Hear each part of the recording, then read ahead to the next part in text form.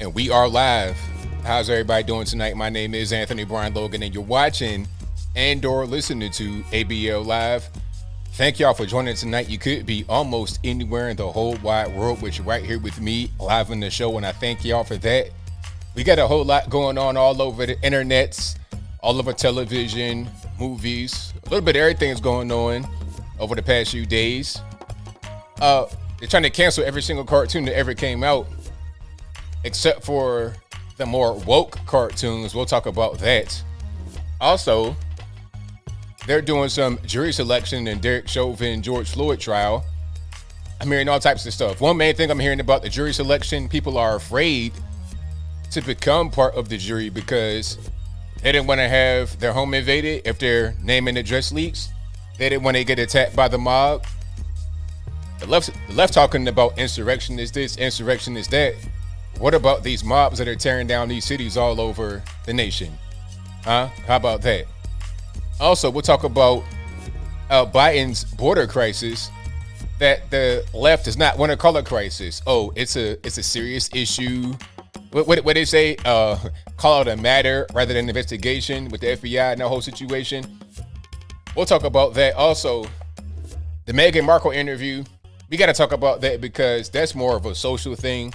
That's more of a man and a woman relationship, marriage type thing. We got to talk about that. Also, why is the term blue Anon censored on a lot of different places? We'll talk about all those things and more on tonight's episode of ABL Live. And I thank y'all for being here. Definitely appreciate you guys.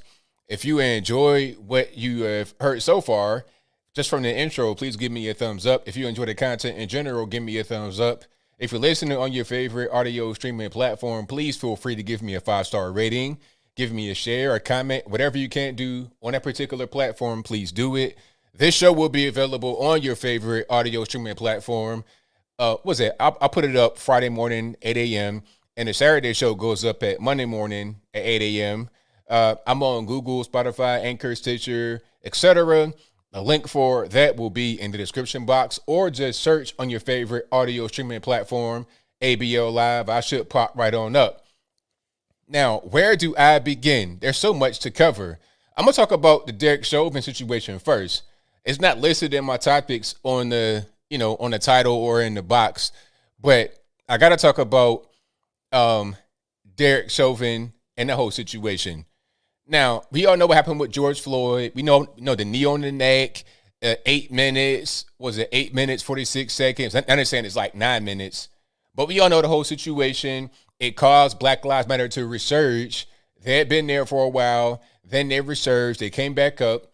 And they raised $10.6 billion after George Floyd died. Speaking about Black Lives Matter and Black Lives Matter affiliated groups, right? 10.6 billion with a B. Not 10.6 million, 10.6 billion. But anyway, we all know what happened. George Floyd, he was being arrested. He was resisting arrest.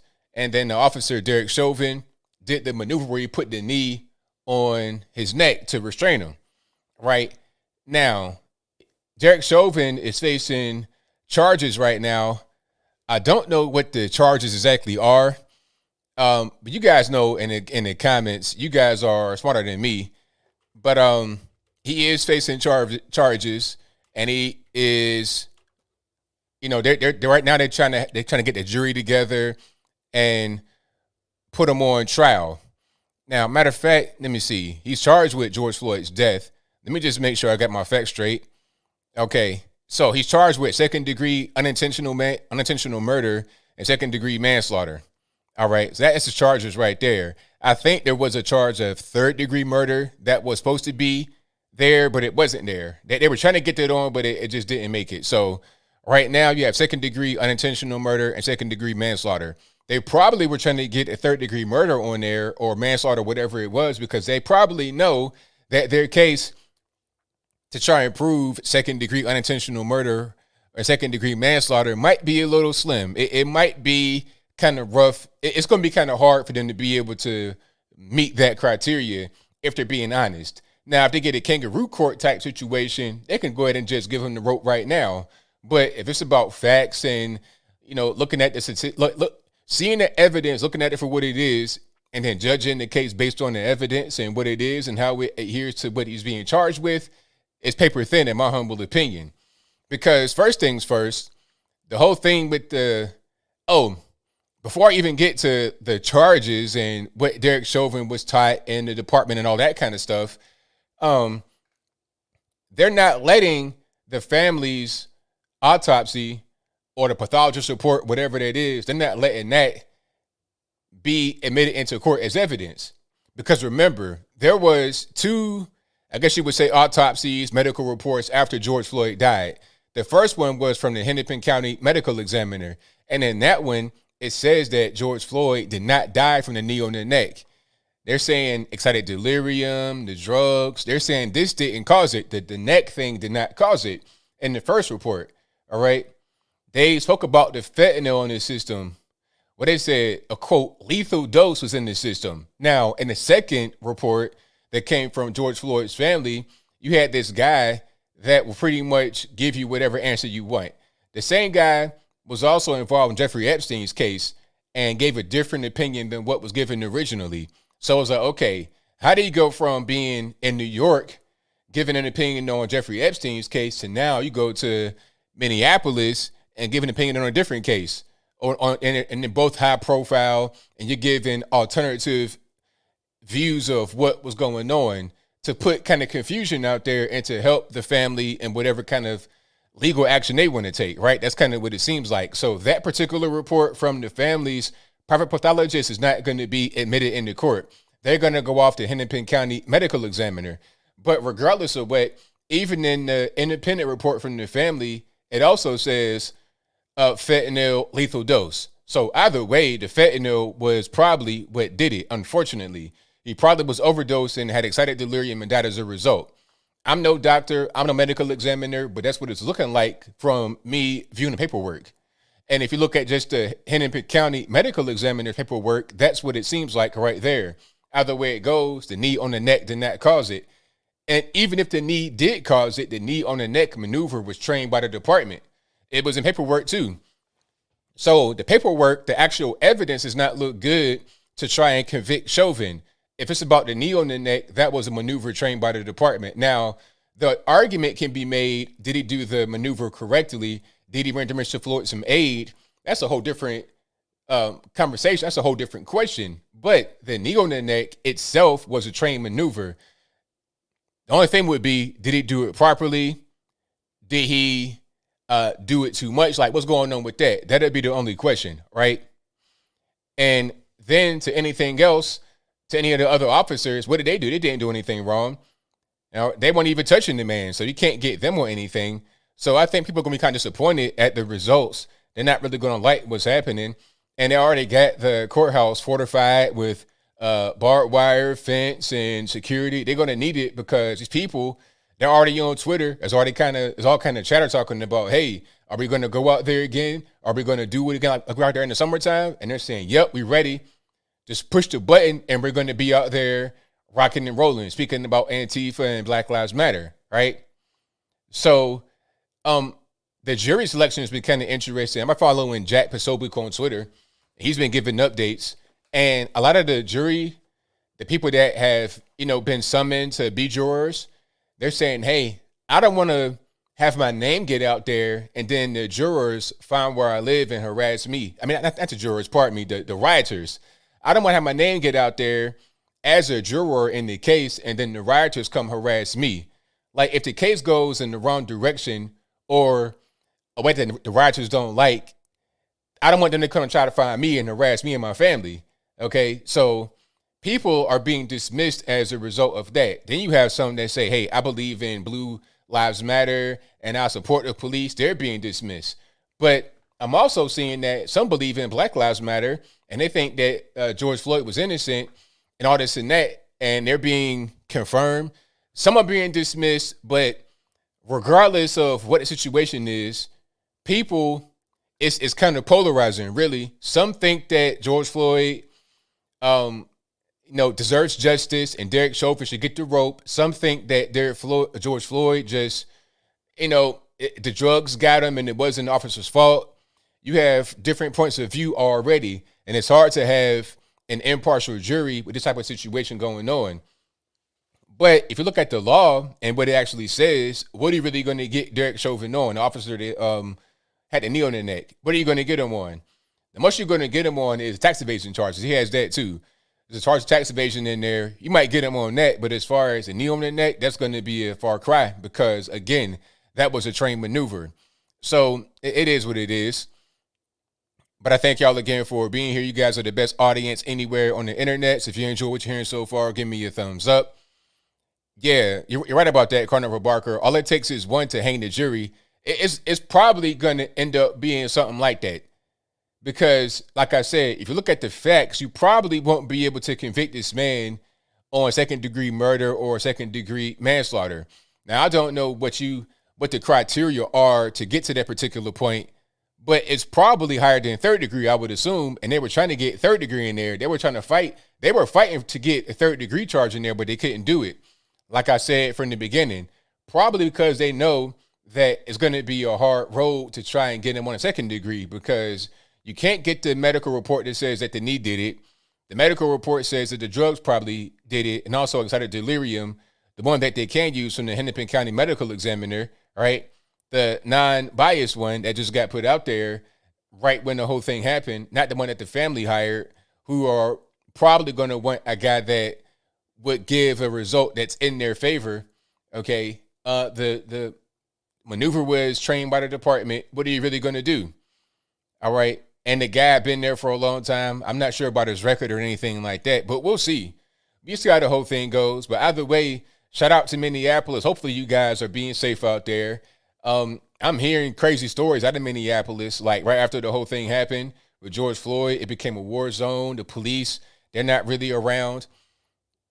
You know, I saw a law that happened, I think it might have been in Kentucky, after the whole Breonna Taylor thing, where they can, it could be like a criminal charge, like a misdemeanor charge for using fighting words against the police or any kind of like foul language, getting in their face and stuff like that. I understand. Some said the law was just too much and you can't be soft as an officer, but it's not even about that really. It's about after the whole Black Lives Matter thing and the general hatred towards the police.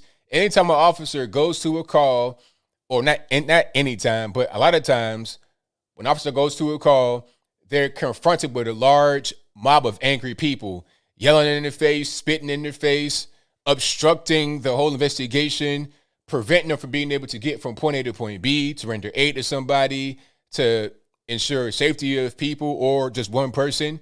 So it just becomes like you're getting in the way and you can't touch them. You can't do anything. You just got to sit there. Like I've seen in D.C., as an example, not Kentucky, but in D.C., at some of these so-called Black Lives Matter rallies with a bunch of white liberals talking about, fight the man, white man bad, orange man bad. Them same white liberals are getting in a black officer's face and call them the N-word 1,000 times straight in a row. N-word, N-word. I mean, because they hate the cops so much, they don't even really care about you being black. The whole BLM thing goes away once you become an officer that happens to be black. All the racism from the depths of their soul, okay? The Jethro Bobbitt comes out, and then they want to just launch a bunch of N-words at you, right? So you getting called N-word, N-word, N-word, N-word. You spitting in your face. He's kind of like, doing menacing maneuvers and threatening you without actually trying to strike you right away. If you're in the street and you do something like that to somebody, you're getting knocked out immediately. I'm talking about all this right here, from your incisors, all of that, all the way back to your wisdom teeth. You're going to get pushed all the way back. You're going to get a free dentist visit right there on the spot. Okay, you're going to need veneers, dentures, gold fronts, whatever you're going to got to do to replace them teeth. You're going to need those teeth after you get done doing something like that. But if you're an officer, you got to sit there and take it. Or you could do this. How about I arrest you right now and put you in the tank, and then you get a misdemeanor fine or something like that. So I don't even got to deal with it. I mean, to me, it makes more sense in context. But if it's a matter of you walking down the street and somebody says something bad to you, you can let it, just let it go.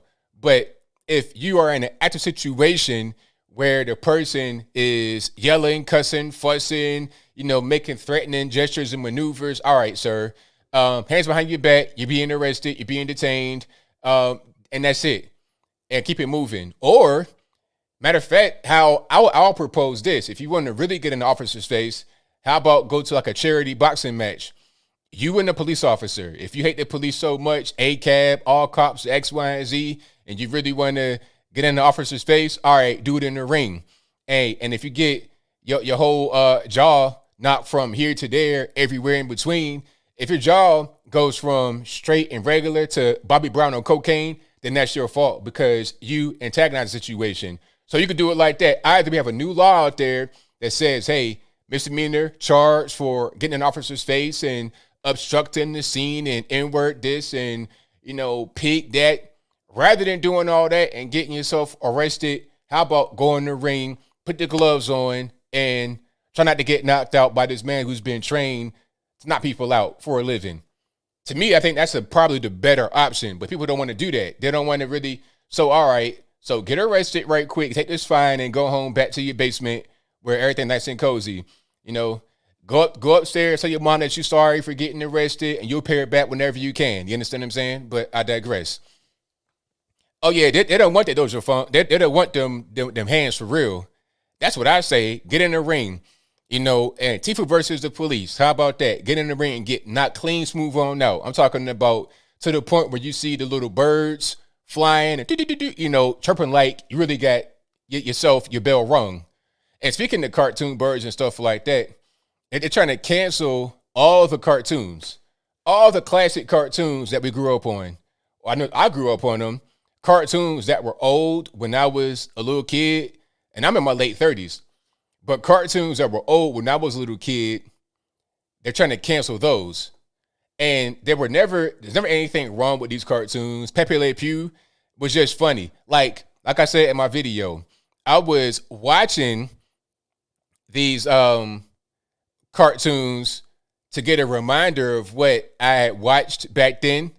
And it's still funny right now today. Still in 2021, as a 30-something-year-old man, these cartoons are still funny because they're genuinely funny. It wasn't really worried about being PC and none of that kind of stuff like that. It's just funny. And it's not inherently offensive, but it was a different time when people weren't just so soft and triggered and butthurt over every little thing, right? There was a time where you can make fun of someone and they wouldn't just break down and start crying. Like, here's a prime example of what I'm talking about. People, break it down and start crying. What was this? It was a young lady out there, one of these protest screechers back in like the 2016 era when Trump got elected the first time. And first time, you see what I said there. But anyway, back then it was a young lady and she was out there screeching. Matter of fact, she was like touching the officer or doing something stupid. And then the officer, like, oh, nah, she had one of these little toys, like a balloon or something, and she was hitting the officer with it. And then the officer just kindly moved the balloon away, and she broke down, started crying and screeching.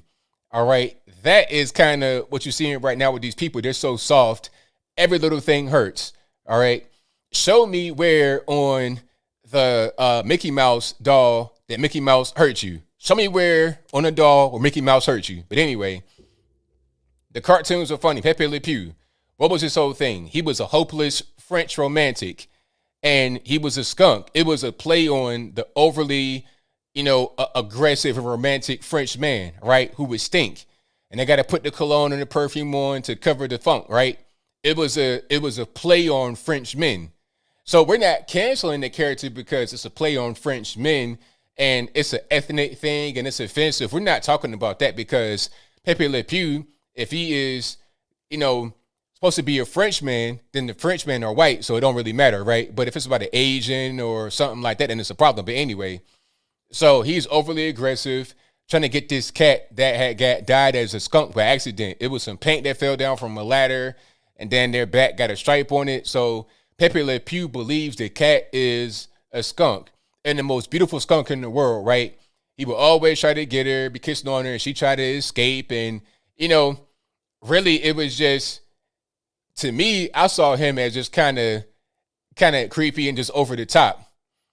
I don't see, well, I tell you what though, it's funny how we're trying to cancel Pepe Le Pew, but you got a character that's way worse than that. I'm talking about way too close to real life and Family Guy. Herbert the pervert, what I'm talking about. Hey kids, come on down to the, that guy right there. a stone cold bona fide creep for real.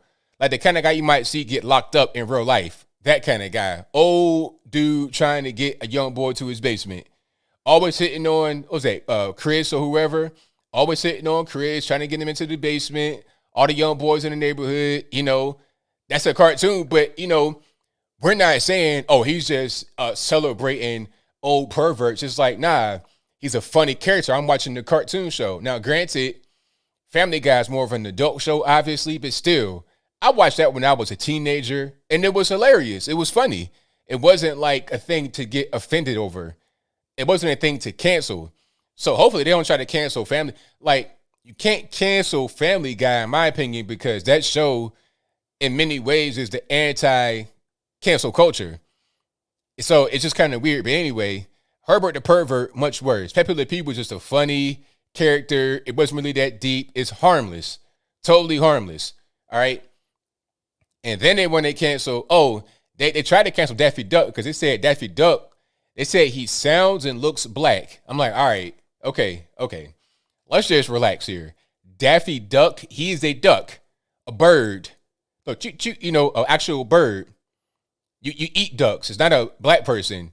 Okay, he has dark fur. So what? I'm seeing these black ducks out here all this. I'm seeing these black waterfowls or whatever. They got the black fur. I'm not thinking, hey, that waterfowl right there looks like it's a black person. No, it's not what it is. And I've never heard a black person say suffering succotash before. So why would I think Daffy Duck is somehow a black person? And even if he was, what does he say that's bad?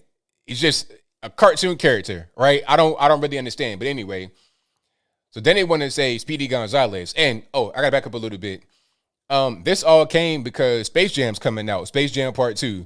The original one had Jordan in it back in the day, back in the 90s. Jordan was in it with a bunch of other NBA players and Warner Brother cartoon characters. Just kind of a silly story, not really some kind of Oscar-worthy film, but just kind of I guess you would say a cult classic, a cool little mashup, a thing that kids would enjoy seeing. If kids, they enjoy watching LeBron and all these guys play and they, enjoy cartoons. It's a great little mashup. Cool thing, right? But anyway, they got the Space Jam Part 2 coming up with LeBron James starring in it. And you have characters from back then that are now somewhat problematic. Pepe Le Pew, there was a scene with him in Space Jam that got cut. And I think that the company putting this out, Warner Brothers or whoever, they probably saw this whole thing coming.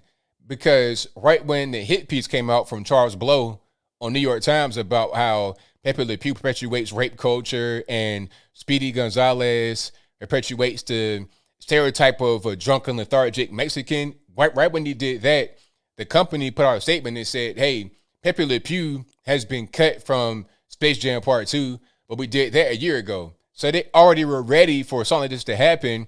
So it seems like they made the scene just to cut it, just to protect themselves against the SJW community, people like Charles Blow and all the media establishment, the apparatus of the media. Okay, that's probably what's going on with that, but I'll move right along. So they're trying to cancel Speedy Gonzalez as well. Now, Speedy Gonzalez, I don't get it. Like, he was a smart character, will always outsmart Sylvester the Cat. Sylvester would set up traps all around the place with cheese in them, and Speedy would never get caught. Well, he was always a step beyond Sylvester the Cat, always. So if he's Mexican and he just has a little accent or what, got a sombrero, and he's a smart guy, I don't see what the problem is. Mexicans do exist, okay? There's a place called Mexico, and they might wear a sombrero, and they might sound like that, all right? I know some guys from Mexico. I'm not saying they wear a sombrero all the time, but some of them sound like that. And it's not wrong it's not a bad thing to portray it. And my thing is this. We said we want diversity and inclusion and representation, but when we get it, do we actually appreciate it? So, like I said in my video, if you go to feudal Japan, or if you want to portray feudal Japan, you're not going to have these guys wearing suits and ties like they are over in 2021 America. You're going to have them in a traditional attire. So if I put out a movie like that or a cartoon like that, is that somehow wrong? Is that somehow racist? And if I have them doing comedic things with everybody else doing comedic things, is that somehow wrong or racist to have them in a traditional attire doing what they do? Okay, Dr. Seuss, same thing. There was a picture of an Asian guy with a long ponytail, and he had a bowl of rice and some chopsticks. Okay, so if you were to go to China at a certain point in time, maybe even right now today, you're going to find a guy wearing that exact same outfit, doing that exact same thing. Why is that wrong to portray that? You should be able to celebrate other cultures and not be looked at as somehow a bigot. It's weird.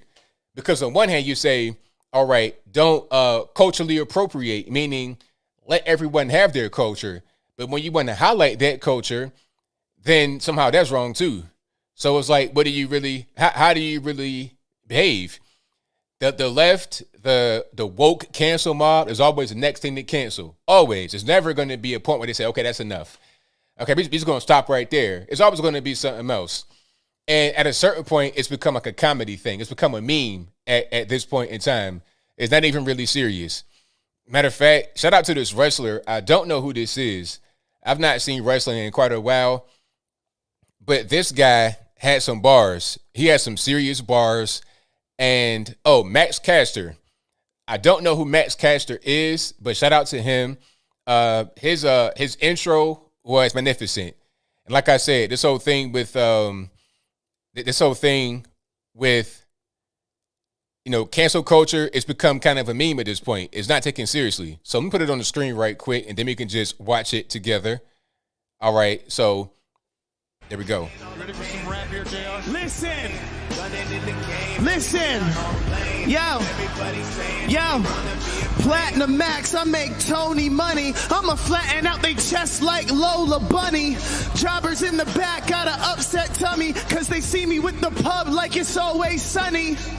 Yo, I got the juice. I'ma cancel y'all boys like Dr. Seuss. I'm killing y'all with the promo. Blood on my hands like I'm Governor Cuomo.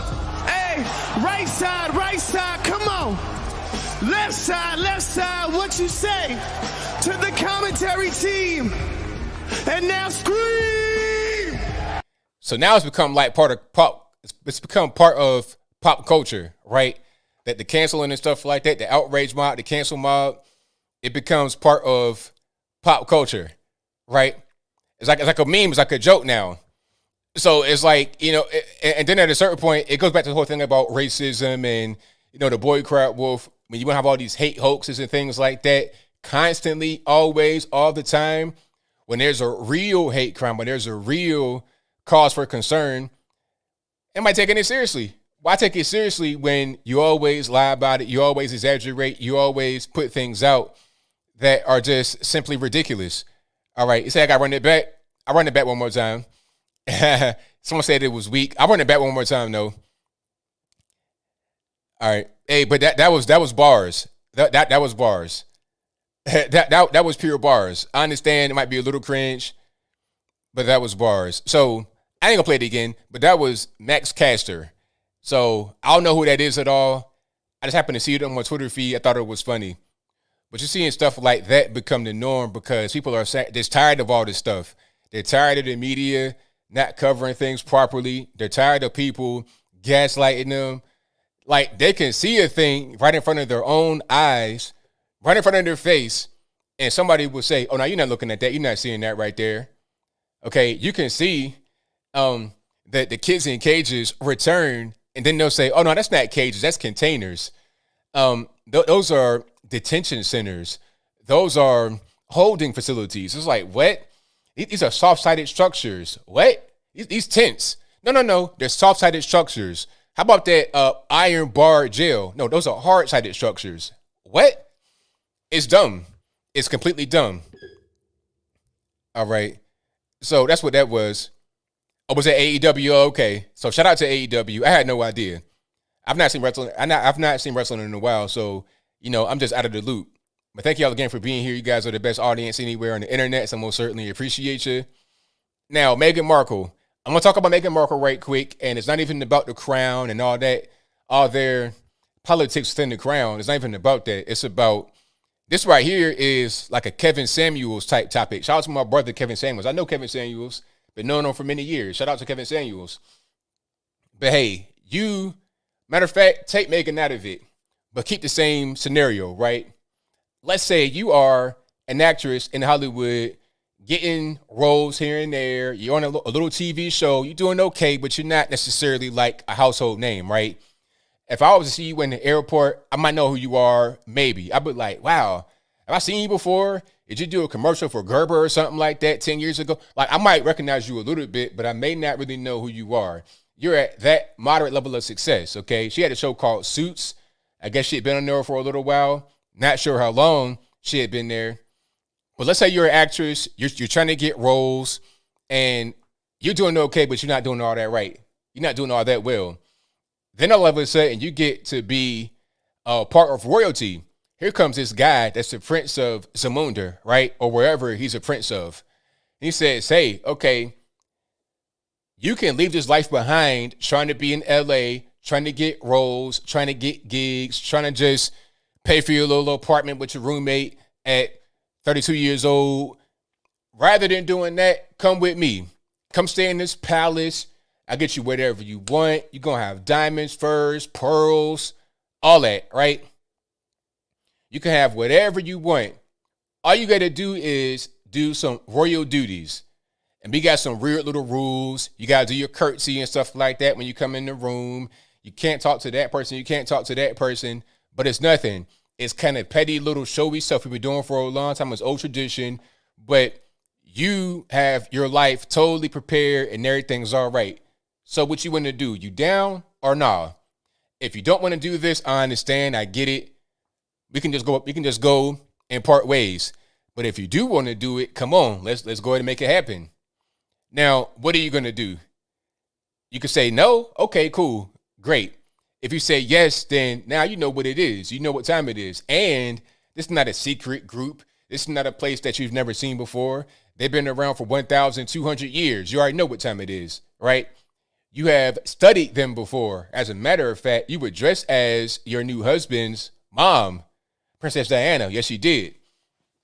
So if that's going on, why are you surprised now when you see in the media act crazy? Now, when thinking about the media sucks regardless of where you are.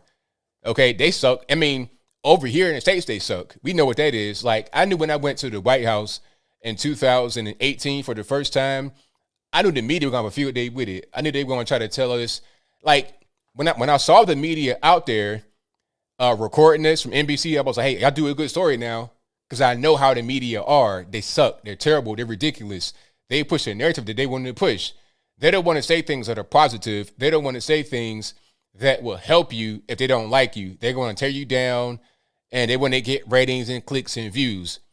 They'll do things and say things that are off-putting. That's just part of it.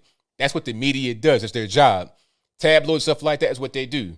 They put out inaccurate stories, all that good stuff. Remember, Princess Diana was allegedly chased by the paparazzi when she died in the tunnel. So we all know what goes on with the media. They do that. So then, after you say, all right, I want to go to Zamunda or wherever the kingdom is, and the media treats you badly, you surprised? How are you surprised? You knew what it was from the very beginning.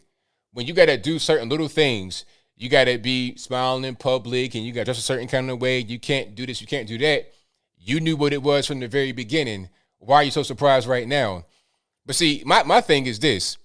Okay, after all of that, and you crying and moaning and everything, you want to leave the family and go back to LA and try to be an actress again. And then you got your husband, the guy who was like the top of the totem pole in the world, asking the CEO of Disney, Bob Iger, for a job. Talking about some voice acting work. Sir, you asking me for a job? Like I said in my video, it's like Trump asking the bum for $1. It doesn't really compute. It's like, why are you asking me? I'm trying to ask you for $1. Why are you asking me? But that's what he did with Bob Iger at that party with Jay-Z, Beyonce, everybody else. It was crazy. So my thing is this. You're going to do all that, go back to L.A., and then go on Oprah and cry about how the Crown treated you, and Harry crying about, oh, well, I don't get paid from the Crown anymore. So you want to really get paid to not do a whole lot. Basically just, you're not going to be the king because you're too far down the line of succession. All you got to do is just shake hands, kiss babies. You're like a politician with no responsibilities for the most part. You don't have to do much. You could pretty much just chill, but you don't want to do that. You want to come to America and just, I don't really know, try to, get a podcast, stuff like that. Why? But to say that the crown cut you off is like, sir, you left. You can't leave and then still want to get paid for them. Nah, go your own way. Figure out how to make a living. And you got to do with Spotify and stuff like that. So why are you crying? You're living in a state worth $15 million. Your wedding was $32 million for your wedding.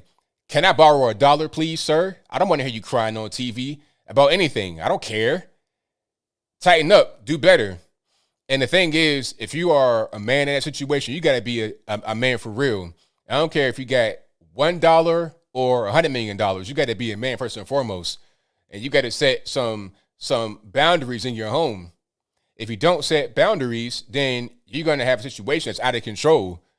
All right? It's like playing bumper cars with no bumpers in the bumper car lane.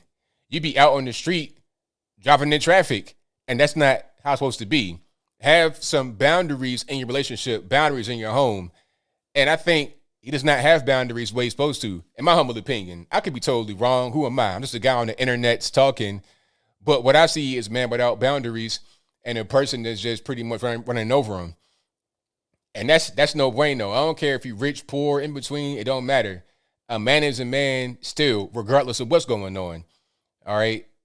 So that's what that is. But yeah, it's whack. I don't like them. I don't like the whole dynamic. I don't like people that are multimillionaires crying on TV about anything. It's like, what you crying about? Okay, mental health, talk to a therapist. Don't tell me about that. Why are you telling me? I can't do nothing for you. What you telling me for? I can't help you. Talk to your therapist. I'm not trying to hear about your problems. Matter of fact, how about this? If you want to feel better, give me some money. Donate to the ABL fund. And by you donating, you'll help a person of color succeed in life. So that can get you some, make you feel much better. That's a great plan to me. And I share with everybody else. Matter of fact, give me a cool $1 million from your fund, Meghan and Harry, and I'll give it to everybody else in the chat right now. And then everybody will be feeling better, and you'll feel better as a result. Rather than going on TV crying, oh, they cut me off, so what? All right. But yeah, shout out to them. And I thank y'all again for being here. Exactly, Tyrannius. Tyrannius says, I don't want to hear rich people crying about how tough life is. Exactly. I mean, you seem to be doing pretty well. I'm not saying just because you're rich, you can just have a perfect life, but I don't really want to hear you crying on TV about it. I don't want to hear that. Handle that away from television. I'm not really trying to hear your sob story and your situation, especially about monies and stuff like that. It's like, sir, you're crying about money. You got millions of monies. So if you have, $50 million ain't enough. You want $100 million and you want to cry about having the other 50 million. I mean, it's kind of silly. So yeah, my thing is set boundaries. Don't be a beta. Be a man, not a mouse. Always. To the young men out there, the old men, everybody. This can be for anyone. Period. Like I said, you can have $1 in your pocket or $100 million in your pocket. It's the same way. A man is a man all the time, regardless of what's going on. All right. .com says Harry was doing great in the UK. He lost everything. I think, maybe he wanted out for some reason. I don't really know why. And I think he's letting that woman influence him. But you just can't do that. But, the thing about it, she's older than him. So maybe he wants that. I don't really know. Maybe he needs to deal with some internal issues that he has going on. And that could be a reason why we're seeing what we're seeing on television play out. All right. So let me see. Reparations. I'm no fan of reparations at all. If they want to pay for it, matter of fact, if Meghan and Harry want to pay for reparations, then go for it. That can be their SJW woke thing they do that can make them feel much better. So they can do that. Alex Jones said, if Bill Gates paid for it, he'd be off reparations. And I'm with you on that. Let Bill Gates pay for it. All these woke superstars, celebrities, if they want to pay for reparations, then they can do it. Put their own money up. They can take all their money, cash out, liquidate their assets, and get to a random pot and let everybody have it if they want to do that. Oh, and shout out to Piers Morgan. Piers Morgan quit, what's that, Good Morning Britain, because he said the same thing I was saying. It's like, a bunch of lies and anybody trying to hear that. Now, the thing about Piers Morgan, they said 41,000 people contacted this some kind of entity they have over in UK that you're able to complain to if you see an offensive thing on television. I'm not making this up. Matter of fact, I'm gonna try to find that right quick. Ofcom, this is it right here. So Ofcom, okay, I gotta say what my ad blocker. Ofcom, news on the communication. Okay, so Office of Communications, aka Ofcom, is a government-approved communications regulator. People can complain to Ofcom if they think something on TV is offensive or harmful. So 41,000 people, I guess, called in or wrote a letter or something like that to Ofcom. And then they said, all right, you're doing way too much. Okay, and here's a great example of the kind of things that Ofcom gets. I'll put it on the screen, and I'm not making it up. I went straight to their website right now, metro.co.uk, and here's a story that got a lot of complaints from to Ofcom. This morning hit with almost 2,000 Ofcom complaints amid segment on the 800-calorie-a-day diet. Now, I'm seeing this thumbnail right here. There's so much happening, I'm not even really sure where to begin. All right. Now, elephant in the room. I'm sorry for the pun. Pardon me. That's my fault. But the person right here, number one, are we dealing with somebody of the LGBT? You kind of see where I'm going? Are we dealing with a transformer? It's kind of masculine, but I don't know what's going on. I really don't understand. But I'm seeing a shadow right up under here. And obviously, if you are unhealthy, you need to be losing weight right now, because they said that the virus attacks those that are obese first. If you are obese, it heightens your chances of catching it and dying. So 800 calories a day, I don't see what the problem is. I mean, if you're looking like this, you're not going to be starving off 800 calories because your body got plenty of storage to be able to survive. Okay? You could skip a whole day without eating if you like that. It's like a chipmunk with the nuts or whatever in their cheeks. You be straight. Or a camel. You could be a camel with the little hump on your back. They're using that to hydrate and stuff like that. They don't have to go for water all the time because they already got the water on them. Like, if you're looking for food and you're already about 700 pounds, you got plenty of food right on you. You don't need to eat a very big portion of food throughout the day. But if you're getting triggered and butthurt about the 800 calorie a day diet, then I will understand why you would complain to Ofcom. See, this right here, this is when government just goes way too far and does way too much. Too much government interference is a problem all over the world. And I see it's an issue over in UK as well.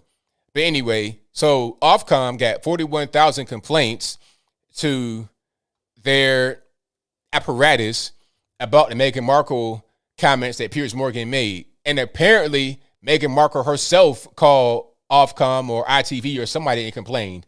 Now, all right, check it out.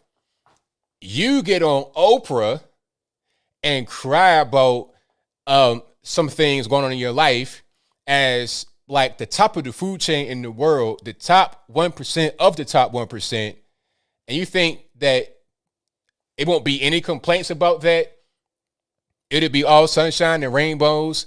Now I know she has a history with Piers Morgan as far as like, there was an interview or something like that. There's a history there. I get it. But really, you're going to complain to the man about that when you go on TV in front of millions of people? You think you're going to get 100% good ratings on that? But anyway, that's crazy. So, yeah, shout out to Ofcom and shout out to everybody that want to snitch over little petty things like that. But getting back to what's going on, thank y'all for being here. You guys are the best audience anywhere on the internet. So if you enjoy what you're hearing so far, give me a thumbs up and share the video, like the video, do all that good stuff. If you're not subscribed yet, I don't know what you're waiting on, but go ahead and subscribe right now. I'd most certainly appreciate it. Also, what else we got going on? Oh, Blue Anon. So Blue Anon, the term for left-wing conspiracy theorists, was taken from Urban Dictionary, which is crazy because Urban Dictionary is where you go for words that are kind of informal. And there's all kind of words on there. They don't take words off, really. There's all kind of curse words, racial slurs, other politically motivated and driven words on there. So why would you remove Blue Anon? It might be back now, I think. Matter of fact, let me go. Let me check. I know QAnon is there, obviously, which is what they say. They say that's right-wing conspiracy theories, all this, that, and the third. Okay, Blue Anon, yeah, they're back. They're back, and they got a bunch of definitions for them. So I think they had reinstated the first one that was gone. I'm not sure if they did or not, but Blue Anon is back. So shout out to them for bringing that back. But it was gone at first because probably political reasons. All right. And if I didn't say what Blue Anon is, that's your left-wing conspiracy theorists. Russia stole the election, Blue Anon. Stacey Abrams, believing she's the governor of Georgia, although it's been 2 years, Blue Anon. Who else? All these left-wing nut jobs. People like Brooklyn Dad. And shout out to Brooklyn Dad on Twitter. If you guys are on Twitter like me, you may have seen this guy, Brooklyn Dad, tweeting some crazy left-wing stuff. Come to find out he's getting paid from the Democratic Party. You got paperwork and all of that. It says you get paid like 60 grand in 6 months last year for his tweets. And it's probably more than that because that was just out of 6 months and not the entire year. All right. So they got his full name out there. They got how much you got paid. So anyway, where was I? Speaking about Blue Anon. So Brooklyn Dad, that's a Blue Anon guy getting paid by the DNC to push Blue Anon stuff. But for some reason, if I go to Google, the last time I checked, I was not able to truly search for Blue Anon. It's being censored from the search results. All right. If I type in Blue Anon right now, matter of fact, let's put it up on the screen right here.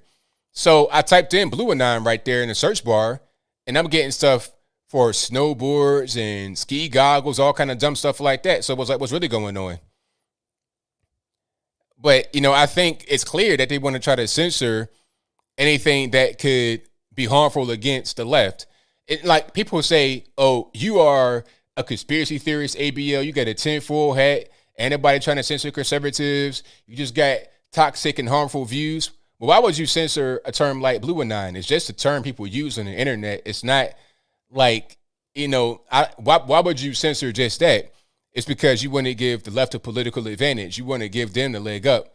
And this is why it's important to have your own website, your own platforms, because these institutions are going to be censoring stuff. And I think there has to be some kind of laws that are put on the books here to counter this. Because if there's not, it's going to be hard to defeat a behemoth like Google and places like that. It's really hard because they're kind of like intertwined in the whole online space. So I think we're going to see a lot more laws come about in the future once we get back in the White House. Because right now, this guy Joe Biden is pretty much a meat sack. He'll say whatever the Democratic Party tells him to say. Matter of fact, hold on. If I can find the one video of Joe Biden that I saw the other day, I think it kind of illustrates the point very well. And somebody put him in the meme as well. That was crazy. All right. Can I find it? Maybe not. But yeah, Biden was talking to some people, and I guess like towards the end, he just got lost. He didn't really know how to get back to where he's supposed to go. Just looking around, just confused. He doesn't talk to the media. And Trump always spoke to the media. And people would say that Trump did not speak to the media enough, but he always spoke to the media. Biden don't talk to the media at all, and it's fine. It's totally fine. Whatever Biden does is all good because he's on the left. And that's just what it is. Oh, another video for you right quick before we continue on. And thank y'all again for being here. I'm trying to find the video, Billy, but I can't find it. But I did find this one. This is also one I just saw today. This right here, it's my favorite video I've seen in quite a while. So I'm gonna put it on the screen. I'm gonna run it back a couple times in case you missed anything. Hold on. $2,000 stimulus check. $2,000 stimulus check. A minimum wage of $15. This is not kids being kept in cages. Money that will go out the door immediately. No deportations in the first 100 days. Put an end to the block in Washington. Deliver a bold, progressive vision. $2,000 stimulus check. A minimum wage of $15. This is not kids being kept in cages. Money that will go out the door immediately. No deportations in the first 100 days. Put an end to the block in Washington. Deliver a bold, progressive vision. So you're not getting your promises at all. He'll pretty much say anything, and they're not getting promises. And then I put it on my Instagram. Somebody said, "Hey, give him a break. It's only been 3 months." I mean, okay, but check it out. You're not getting your minimum wage hike. That got struck down. And since it got struck down with a Democratic majority, how are you going to get it any other time? You had 8 Democrats that were against it. How are you going to overcome that? You're not getting your minimum wage hike. Your checks, it's $1,400. If you got the first one for $600 and you get to 14, then congrats, you get the $2,000. But if not, oh well, you're pretty much out of luck. And they reduced the income level in which you're eligible to get the stimmy check. So that's a broken promise.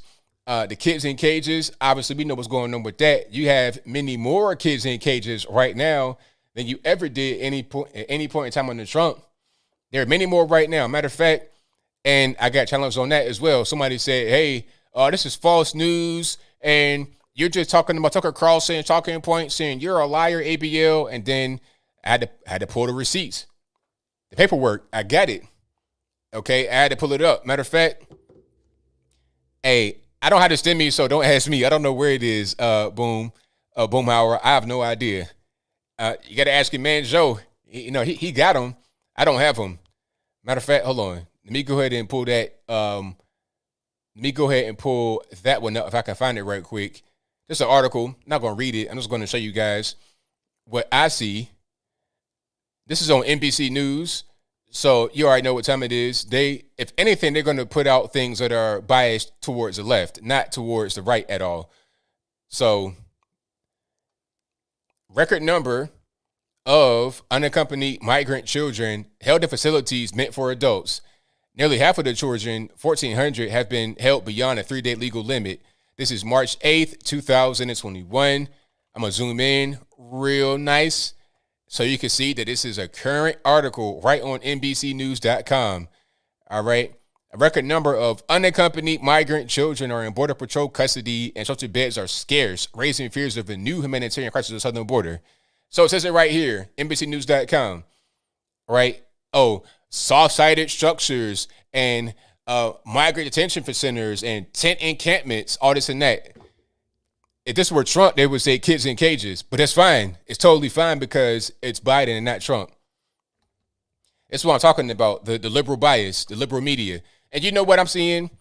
People, what's kind of warming my heart, people that were really against me, people that hated me back during Trump's time are starting to come to the light already. They're already coming to the light right now. They're saying, man, this dude, you're right, ABL. This dude, Biden, man, the Democrats, they're crazy, man. They're not really.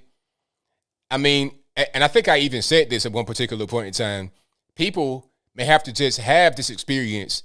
They may need to get force-fed this red pill of a Biden administration to see what's going on, right? They got to see what's happening, so they don't just take my word for it. I always say in my videos, links will be in the description box below. Read it for yourself. Don't just take my word for it. Look it up yourself. I got evidence. I got sources from all over the place. Check it out. And people do it, and they're able to see what's going on rather than just taking my particular word for it. So, hey, they gonna learn. They will most certainly learn. Pot people, exactly. 007 girl. Pot people. Thoughts on the relief check? Are you talking about what the bill they passed? Inflation, hyperinflation. That's going to happen. I made the example of the PS5, and it may not be this exact thing as far as, down to the specifics of the PS5 and the scalpers and whatnot, but just roll with me here. Now, the PS5s, they come out for like $400 and $500 a piece, if I'm not mistaken. The all digital one and then the one with the disc. 4 or 500 or whatever the price is, right? And they're in limited quantity. So right when they come out, they get snatched immediately. But then they go on the black market or on a quote unquote reseller and they go for like 50% more. They go for a higher price and they're selling like hotcakes for the 50% higher price because they keep getting bought and they keep getting sold for a higher price. So what's going to happen is you're going to have people that are buying more stuff right now because the money is worth less than what it was. Meaning they're going to try to buy stuff like real estate. They're going to buy property. They're going to buy stocks. That's hot right now. We saw that already happen with the whole GameStop thing. People are trying to buy things a lot right now. They may know that their money is starting to become worthless, or they might just be having a lot of money because of the government spending. Either way it goes, we're in what I guess you would call a bear market. People are buying more and more and more, and you're going to have a supply problem with a high demand. That's going to cause prices to rise. Then, like and the reason why that's happening is because of all the money that's out there. And with so much money, people are going to want to spend more on a thing. So it's easy for me to buy a bunch of things off the market immediately and sell it back to the market for a higher price because people got money, they're able to spend it. Then that whole thing is going to affect the rest of the economy where things that go up in price and you just got to pay more for it. So yeah, you have more money in your pocket. You got a stimmy or whatever it is, but now you got to pay more for everything. Gas already going up right now. It's happening right now as we speak. And by the summer, they said it's going to be like $3 a gallon by the summer. But last summer, it was like $1 and some change. But now it's going to be double or triple. So you're going to see things go up and up and up and up and up in price. And that's not really the wave at all. That is not the wave. All right. So I'm not a fan of the money that's being spent on the stimmies because a lot of that money is not even going towards the stimmy. They said, all right, if it's 1.9 trillion, the total money, you could give every American $5,700 a check. But rather than giving $5,700, you're getting $1,400. So it's like, what's really going on? Where is the other money going? Pet projects, paying off lobbyists and big businesses and stuff like that, things of that nature. And then they're passing certain things that is going to just help the big business and not help you. They say it's going to help you as a regular normie, the average guy, but it's not actually going to do that. And we'll see by the summertime. I'm not totally hopeless, though. I think we're still America at the end of the day. And we've gone through this before with Obama. It was the same thing under Obama.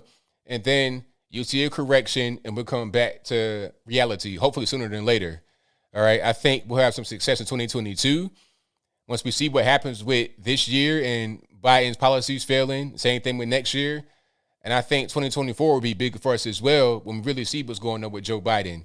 Like I said, you may need to have some guys that get that bitter dose of the red pill to see what's happening, truly wake up and understand what's going on in their country.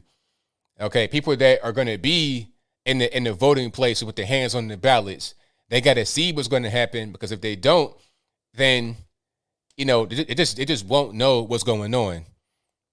All right. So super chats on deck, and then I'm gonna get to the calls. So I'm gonna read those right quick. And thank y'all again for being here. I couldn't do it without y'all, and I mean that literally. Shout out to Denny Wong for the "You Are Amazing" emoji. I appreciate you. Thank you to Pete Sangria, who says the woke mafia canceled Brigham's Just Jimmy's ice cream flavor because according to them, it's reference to Jim Crow. Really? So you can't even say Jimmy anymore? That's crazy. Okay, I got a cousin named James, and his father, my uncle, rest in peace, that was my Uncle James. So are you gonna cancel my uncle and my cousin and everybody's named James? You can't say Jimmy anymore. Uber guy, he's Jimmy. You gonna cancel Uber guy and everybody else named Jimmy? That's ridiculous. That's crazy. So if your name is Jim, it refers to Jim Crow. That's crazy. Thank you, Pete Sangria. Thank you to Apu Bakar, All Puff Daddy, who says, loving the new look. ABL, you remind me of Courtney B. Vance. Hunt for Red October. Good luck tracking Kami subs. First mate, Malcolm X glasses tonight. Hey, I got a lot of glasses. I went to I almost said the name because I don't have an endorsement yet from them, but shout out to, I went to like 3 websites and I got a bunch of glasses because the glasses I had for a long time, the ones, the bigger frames, I like those still, but it did not have the blue light protection on it. So my eyes are kind of getting strained. And then also it getting kind of beat up. So I wanted some more glasses. So I got some good deals, got them for the super low prices. So I was able to get some. And I got probably about a lot of pair of glasses. So you're going to see quite a few different ones. Apple says, loved your spirited defense of Speedy Gonzalez, Pepe Le Pew. Left wants to destroy everything fun. They are the new Puritans. Next, Foghorn Leghorn. Yeah. That's going to be next. Yeah, Rackham, Frackham. Yeah, they're going to cancel that because he has guns. And he's a racist, too, because he has a country accent. So he has a country accent that makes him a racist. So anybody that is a white male with guns and they sound country, they're racist, according to the left. Ridiculous people. But anyway, the Alpha and the Omega says, since when does a druggie having an overdose heart failure while on drugs constitute police brutality? He claimed he couldn't breathe while standing up. Hey, that's what I'm saying. That's exactly what I'm saying. But people, they get caught up in their feelings, they get caught up in their emotion, and logic is left to the side. It's not even important anymore. Thank you to Leo Mazzino, who says, Mommy and Daddy are making sure things like Pepe Le Pew or Speedy Gonzalez don't hurt the little ones, even the crows from Dumbo. Exactly. Apu says, by the way, where's the left when the Simpsons made fun of rural white folk, poor, married cousins with dozens of kids, bad teeth? Exactly. He also says, ABL awesome video on border crisis, deep detail analysis, plus common sense. If these people are poor, why do they all wear let us in Biden t-shirts? Oh, yeah, of course. So they're wearing the let us in Biden t-shirts, right? Matter of fact, if I didn't put it on the screen before, I'll put it on the screen right now of these people at the southern border, these so-called poor migrants, wearing these matching t-shirts, looking very well kept, in shape, all of that. These are not your starving migrants. When I think starving migrants, I want to see you looking like you about halfway dead, okay? You clinging on to life by the skin of your chinny chin chin. That's what I want to see. I don't want to see you looking healthy and fat and everything else. I'm not trying to see this. I'm not trying to see you looking better than I do right now, okay? You got, Old Navy beanies on. It's like, sir, come on. She got a whole purse. I don't know what kind of purse that is. I'm gonna zoom in and see if I can figure it out. Look, the little girl got a belly shirt on with pajama slippers, and I mean, come on. And then look at this purse. Come on. You got you looking. You got a watch. Come on, lady. Stop. Eyebrows done. I'm not trying to hear it. You got a whole nice watch. He has on an Adidas hat. They got shirts under their shirt, so they put these on recently. So they were wearing shirts, and then they put a shirt over top of that just for their photo op. You understand? Because they got shirt there. And it's not an undershirt. You got a blue shirt. He probably was wearing the blue shirt to this particular place, and then put another shirt on top. Same thing with this guy. And I might see a colored shirt up under these t-shirts. Look, you got a whole chain on. Are you seeing this? Man, I got a chain. It's like, sir, if you don't go back to wherever and stop playing games, yeah, I'm seeing nice shoes on, anything. It's crazy. But aside from the picture you see right here, I did a video today about the border crisis. And in the video, I was talking about the accident they had at the border where they broke open a piece of the old wall, not Trump's wall, but a piece of the old wall. They cut that open, and then they had a Ford Explorer or something like that with 25 people in it that they were trying to smoke across the United States. Well, the SUV hit a semi-truck or vice versa, and 13 of them died. Now, in the article that I saw, they said that people were paying up to $10,000 US to get into that truck or the SUV to come to the US, to get smuggled in. 10,000 US dollars, not Mexican dollar, 10,000 US to get over here.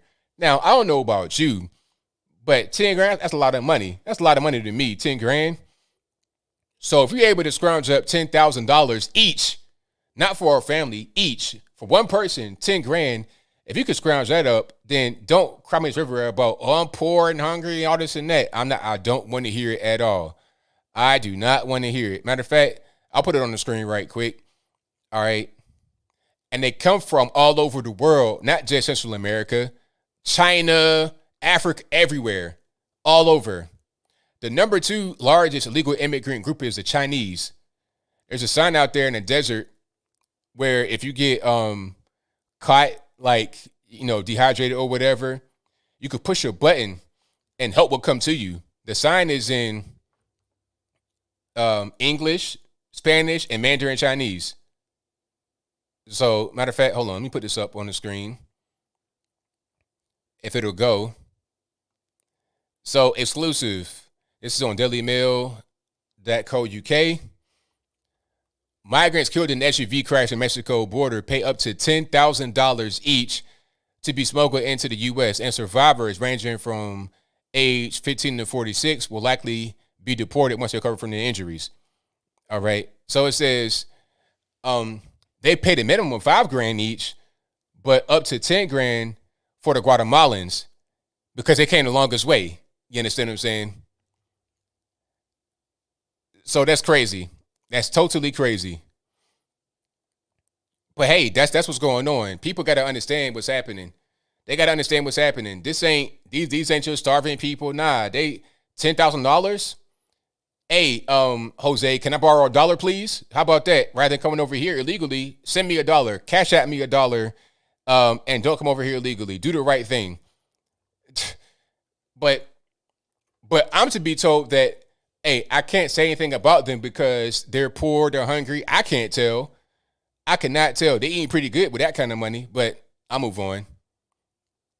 It's an investment. They're trying to spend that money to go make more money. And, if it was legal, I wouldn't be mad, but it's not legal. That's a problem. All right, but I'm getting triggered, so I'll move on to the next super chat. Leo says, we are going to be living in a colorless world soon.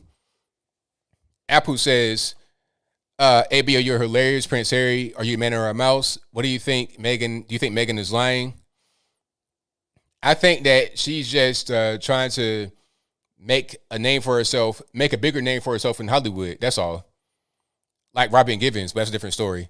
Thank you to Brittany for becoming a member, to the ABL team as a supporter. I appreciate you, Brittany. Thank you to Matthew, who says, late to the show, but made it. Blame the white man. He also says, saw a meme of pedo gas with Pepe's face on Biden. Perfect. Yes, 100%. I saw that as well. Yeah, and exactly. Drick 60, death trap for $10,000. You paying $10,000 and Mike don't make it.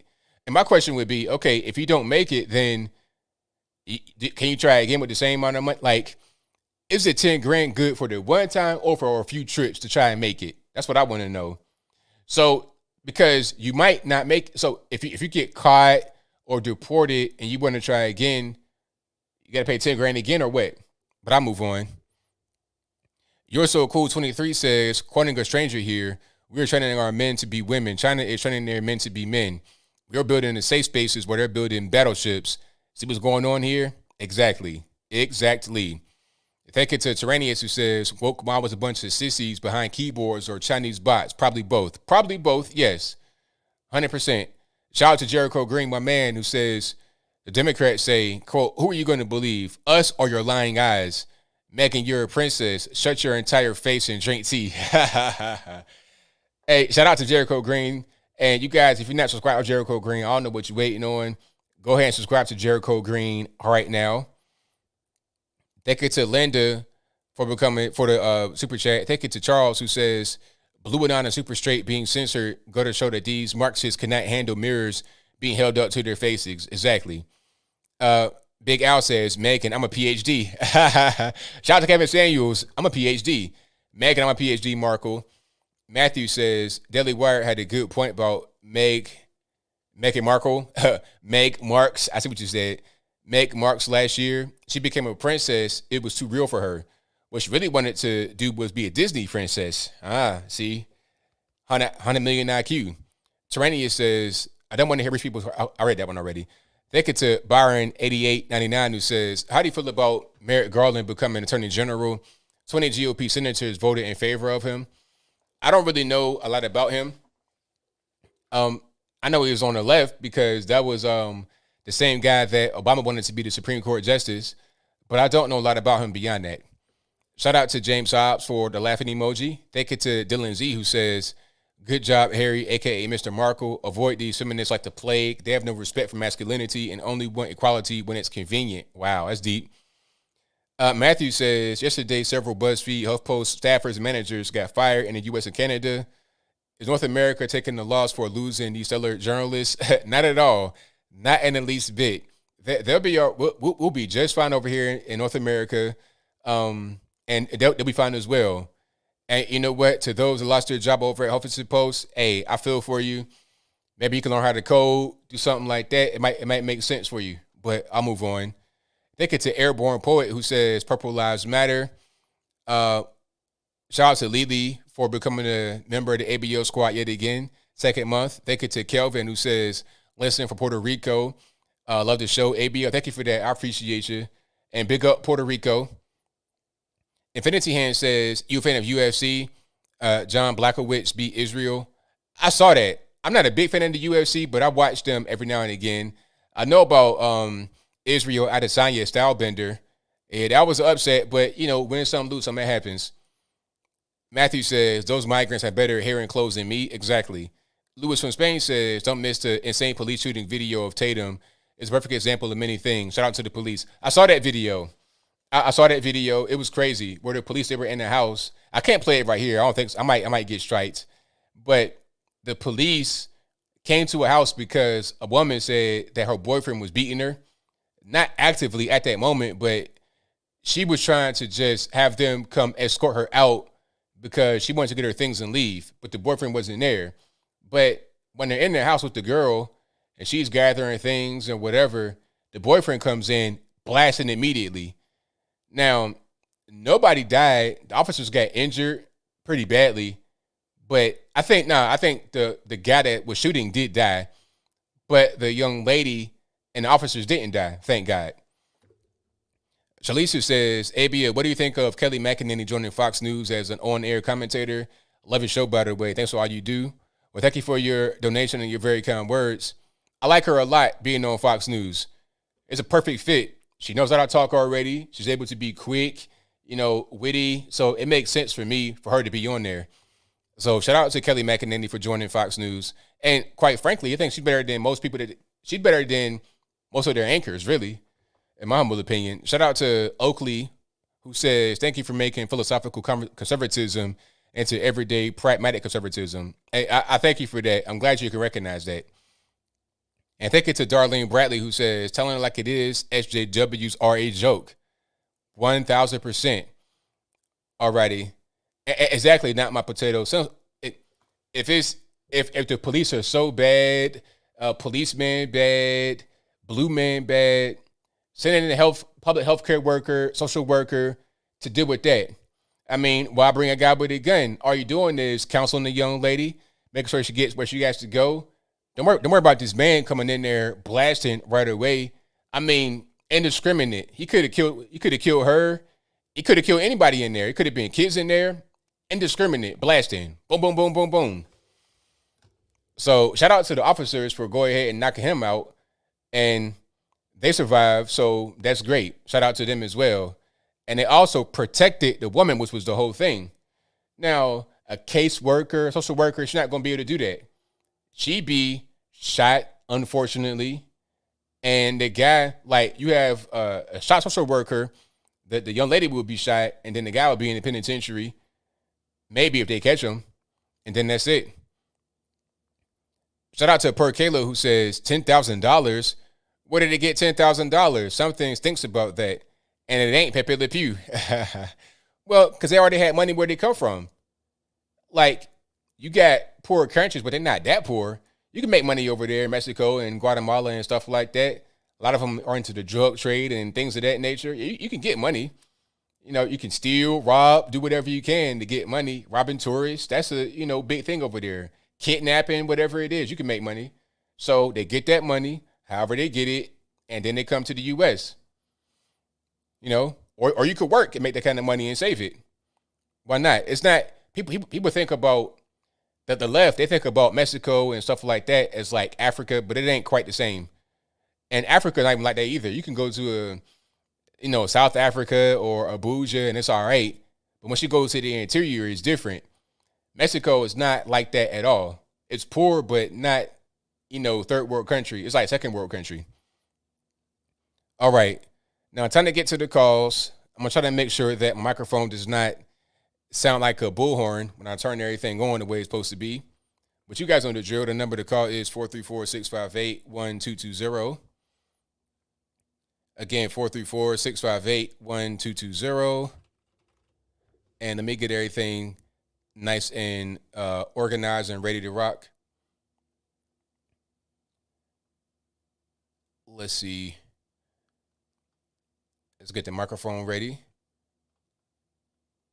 That's good. Okay. Check one. And then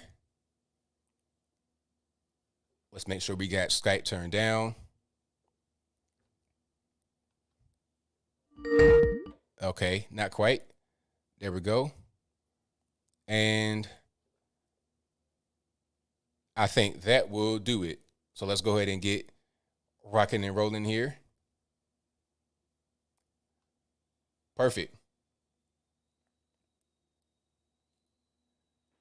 Audio online, speaker to 617. Hey, Anthony. What's going on? Why when you do talk about a specific topic, you don't do research before you speak? Why you don't do research? Always what is do. The reason? Always do. do. I will do research. Okay. So people are saying that the people that are coming in that say Biden let us in, they're trying to come illegally or come legally. I don't know. So that's what I'm saying. You don't do your research. I didn't say they came. I didn't say anything about legal or illegal when I showed them. Okay. So do you know the difference? Those who are in the cages right now, you know why are they in those cages? Do you know what is the reason? The same reason why they were there under Trump.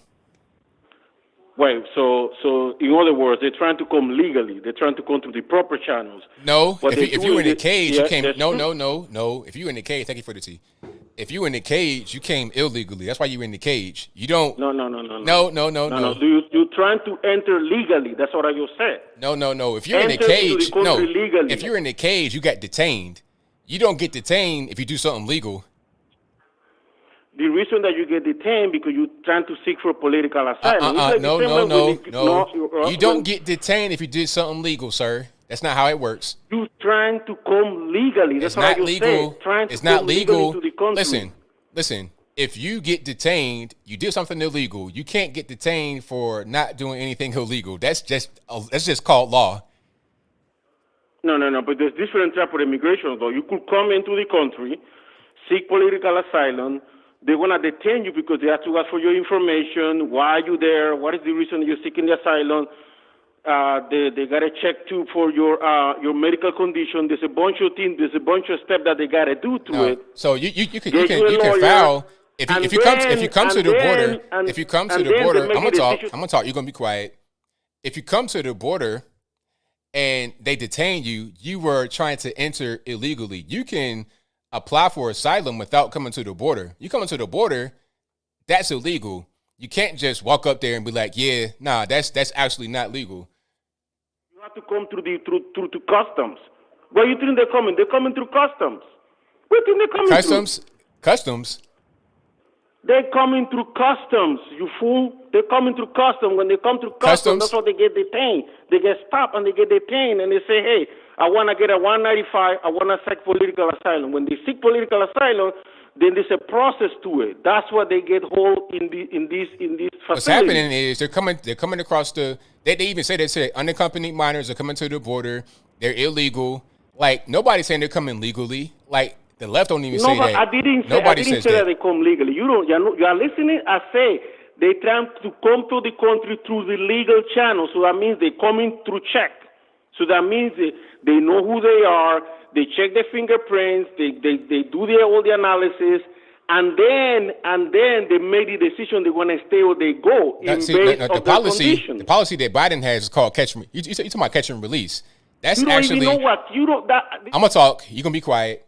Catch and release is a process where they detain you because you did something illegal. You're in a place. You can't leave because you're being detained, and then they say, okay, we'll send you to the interior of the country to see with a family member or something like that, and you got to come back for a court date to decide what we're going to do. All right, that's what happens. Now, what Trump was doing, he would not let you do that. It would be you're gonna get deported. There was no catch and release. That's why there was less border crossings under Trump because he did not have catch and release. Now, Biden has catch and release. You're going to see an uptick, people being detained at these facilities. What you are saying, bro? But you know what? If you're still talking while I'm talking, I can't hear you, and nobody else can as well. So you might as well just be quiet until I'm done, and wait till it's your turn to talk, and then talk. How about that? So go ahead. So number one, what you're saying is not true. They trying to come through the borders. Why they want? If they want to come illegally, they will come through Rio Grande. They will come. They're trying to come through the proper channels. You know what I mean by the proper channel? They come through the immigration officer and they seek asylum. When they seek asylum, okay, so based on the condition, immigration officer. Now, where is the officer at? The officer, they are the border. You been at the border before? Okay, so you've been at the border, yes or no? So they're walking up to they're coming up to the border. And they're trying to get in when they shouldn't be. They don't have no passport. They're not a citizen. They're not supposed to be there. That's called illegal entry. So what's happening is catch and release. We said the same thing as catch and release. They're not supposed to be doing that, actually. That's actually illegal. But they're just letting it kind of go on because they don't want to do no deportations and they don't want to send them away. They don't want to do what Trump was doing because they want to be the anti-Trump. And now as a result, they have the thing happening. It's a crisis. Because now people are saying, oh, we can just come to the border. All we got to do is show up at the border illegally, and they'll take us in. It's the same thing I was saying about that button they got in the desert. If you're coming through the desert and you find yourself dehydrated or whatever, you push the button, and then they'll come get you. You're not doing something legal when you do that. They're just coming to get you for humanitarian purposes. They're going to lock you up, detain you because you're doing something illegal. You're trying to come to the border illegally, and then they're going to send you back. That's what happens. You have no idea what you're saying. You have no idea. Sure. You don't even know what asylum seeker is. What is an asylum seeker is? They're trying to seek asylum, political, or it could be like a seeking asylum from violence or something like that, and they can apply. That's what I'm saying. So they say that in my country, I don't feel safe. I want to seek asylum in this country. Right, they can apply. When you seek asylum, what are the rules of asylum? And they can apply in their country of origin. That's what Trump said. Okay, if you want to seek asylum, apply in your country of origin. And then if you get accepted, you get accepted. It's like being a refugee. Ilhan Omar was an actual refugee from Somalia originally. Then she went to Kenya at a refugee camp. And then she came to the U.S. through legal, proper channels as a refugee. She was not an illegal alien. She was able to seek proper asylum. And I don't even like Ilhan Omar, but she did that the right way. However, what's happening right now at the southern border, they're coming across illegally. They're being detained and then they're being released. That's what's happening. They're not seeking proper asylum. You can seek proper asylum, but they're not doing that. So why is it okay for the Cubans to seek asylum in Miami when they get caught by the Coast Guard? Why don't they seek asylum in their own nations? They should. I don't know anything about that part though, but they should. You see? I mean, I said they should. So it's okay for Cubans and Venezuela, people from Venezuela. Now listen to what I'm saying. Come through the border. So you think you got a gotcha moment? You want to listen to what I'm saying? What I just said was that they should. So I'm not sure if they do or they don't, but they should. Anybody should. I'm saying, do your research. Okay, so that'll be enough for you. Have a nice day. All right.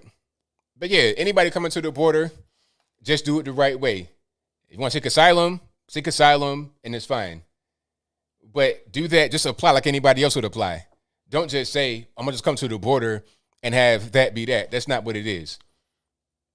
All right, so the number to call is 434-658-1220. Again, 434-658-1220. All righty. Can you hear me? Yes. How are you doing tonight? I'm doing pretty good. About yourself? I'm doing well. How did you get so lucky to get him on number one? I just, the stroke of luck. Hey, I I just wanted to share with you real quick. Last week, my husband and I, we took in a family that was really has had to have a hard time with all of the cancel culture, and I just want to introduce a couple of members to you. Is that okay? All right. Well, the first member is his name is Spec. His name is Spectator. And Spec doesn't really say much. He's pretty quiet. He doesn't want to get involved. But, you know, he's upset right now about what his family's gone through. The only thing is Spectator didn't vote. Just throwing it out there. Okay. You know, he didn't vote. So, and then there's Emma. Emma, she's the youngest one. Emma, she just imitates people, and she like puts on bunny ears and like does cross species things. Wow. And I've been trying to talk to her about that. And then there is a member of the Tater family that I believe has brought the most trouble on the entire family. And I've tried to tell them, you know, he's not welcome in my home. I'm going to have some tough love. I'm not sorry about it, because Dick, he's just kind of tyrannical and bossy. Dictator is.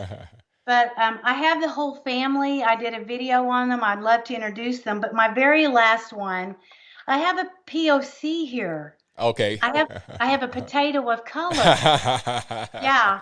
And there he is. Is There that me? he is. He can't, you know, this guy, he showed up late to the party. Okay. We're not for sure if he's really kin to us. Right. But he's our POC. He's got his We the People hat. And he is the facilitator.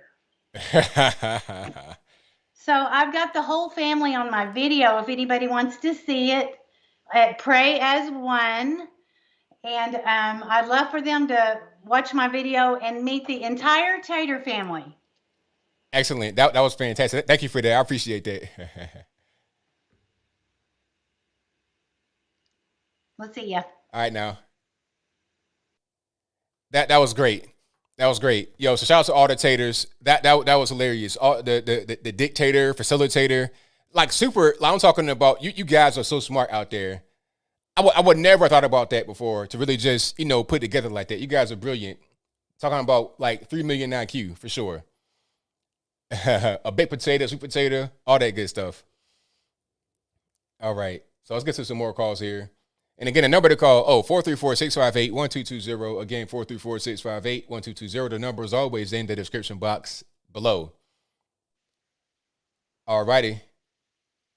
Caller, can you hear me? ABL? Yes, sir. All right, love your show. Thanks for taking the call. No problem. I was just thinking, you did a segment on the Baltimore school failure the other day. And I was reading that in the city of Baltimore, there were 13 schools where 0% of the students passed the, I think it was reading or math proficiency test, exactly 0%, which is upsetting. But when you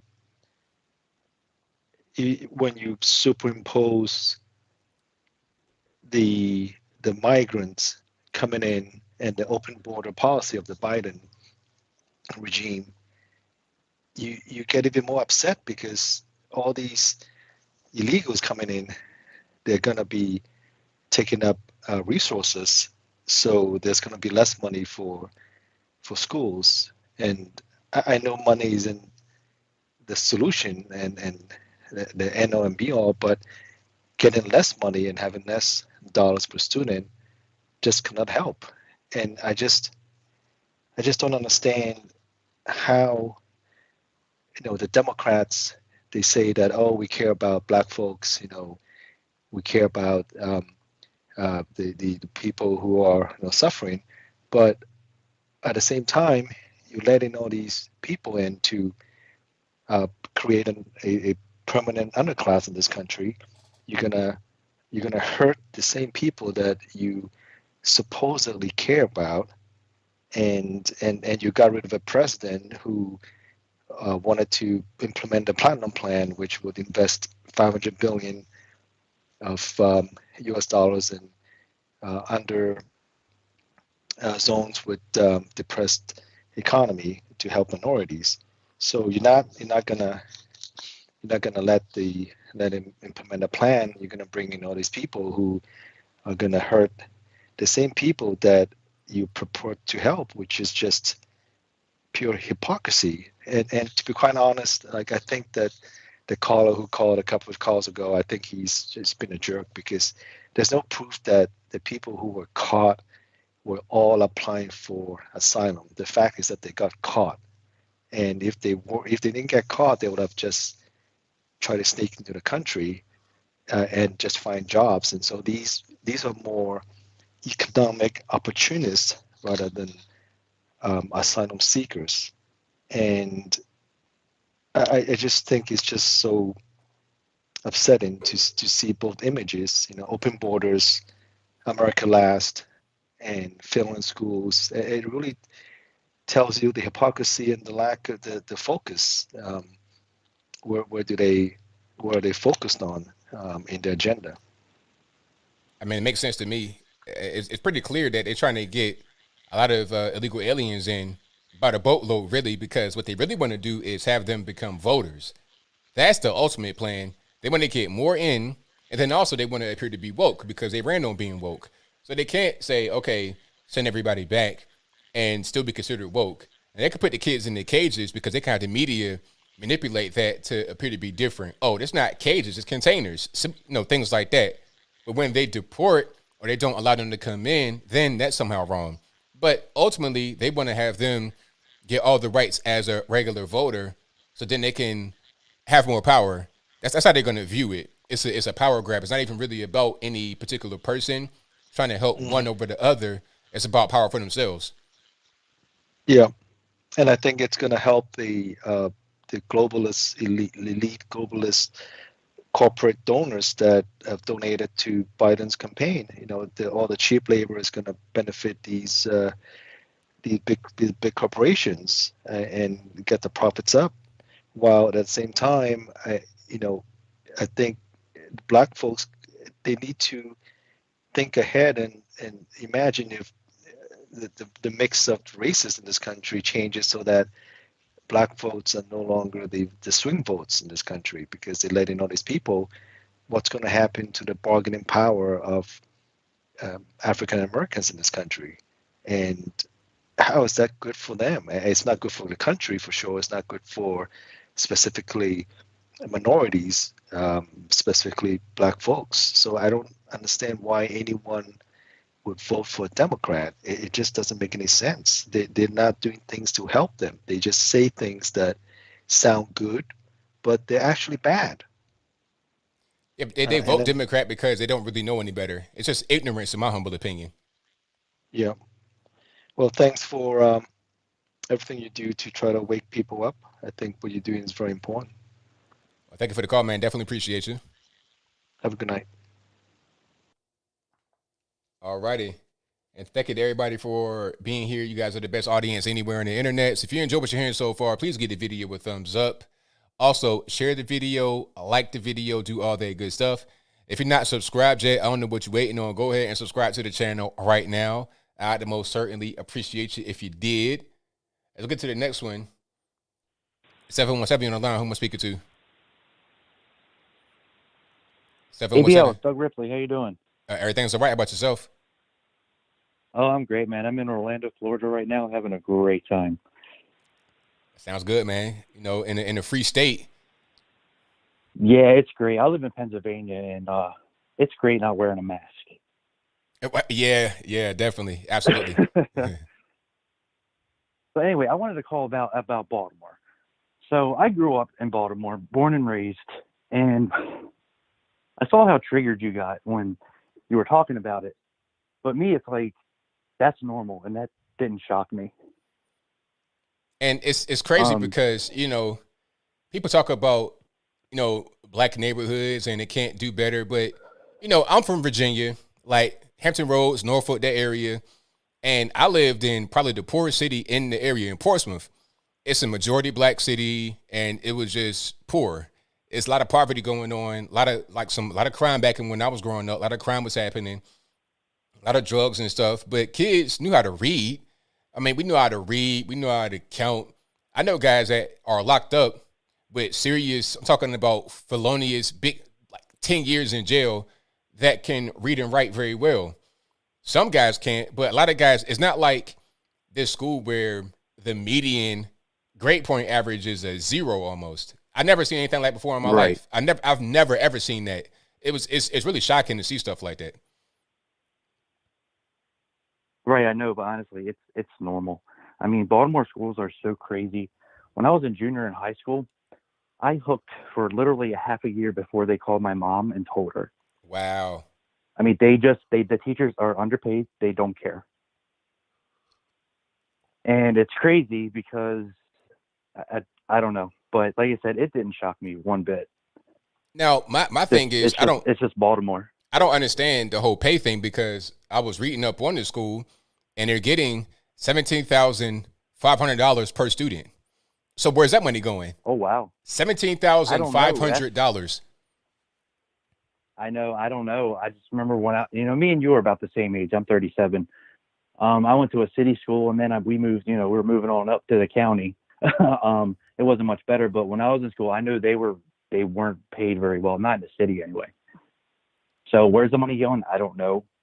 All I know is when I saw Kim Klacik running, I was actually like enthusiastic. I'm like, wow, maybe they'll fix Baltimore up a little bit. I mean, it does look like that, and that from that video, that's what Baltimore looks like, and it's sad. And I got out of there about 8 years ago, and I'm never going back.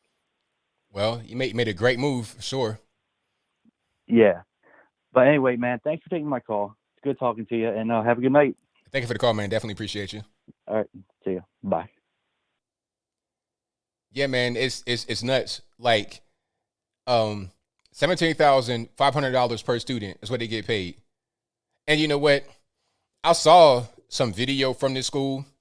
I saw their graduation ceremony, their virtual thing. It was a mess. I don't want to play it because I ain't trying to put some of them kids out there. Well, they might be adults, probably about 20-something years old, but anyway. I saw one of the teachers, all the teachers iced out. Watches, cufflinks, iced out. But the kids can't read. But I digress. Hey, Nolo King, what's going on? Hey, what's up, man? Everything's all right. How about yourself? Hey, what? Hello? Can you hear me? Yeah. What's up? How's it going? Can you hear me? I hear you well. What's going on? It's a lot's going on, man. It's been a while. I haven't spoken to you in months, I think. Yeah, man. Yeah, well, I'm getting married in 2.5 weeks. It's crazy. Oh, congratulations, man. Congratulations. Yeah. So I'm growing this ugly beard for as long as I can before I shave it off and start being a man. You know what I mean? No doubt. Yeah, so it's crazy because I was getting fitted for my tuxedo, right? Mm-hmm. And the guy, he was a white guy. And white people are so afraid. You know, I live in Canada, right? Oh, yeah. And they're walking on eggshells, man. He assumes that I like Democrats because he was talking about how he got to see Jesse Jackson, and I had to just take it and not argue and say, actually, I don't like Jesse Jackson at all, and how I wanted to meet Trump and all this stuff, right? Because he's being very reasonable with the suit because I'm doing everything last minute. So the whole time he's going on about how he loved Obama and Jesse. Man, it was really difficult. But it's crazy in Canada with the whole COVID situation because you can drive.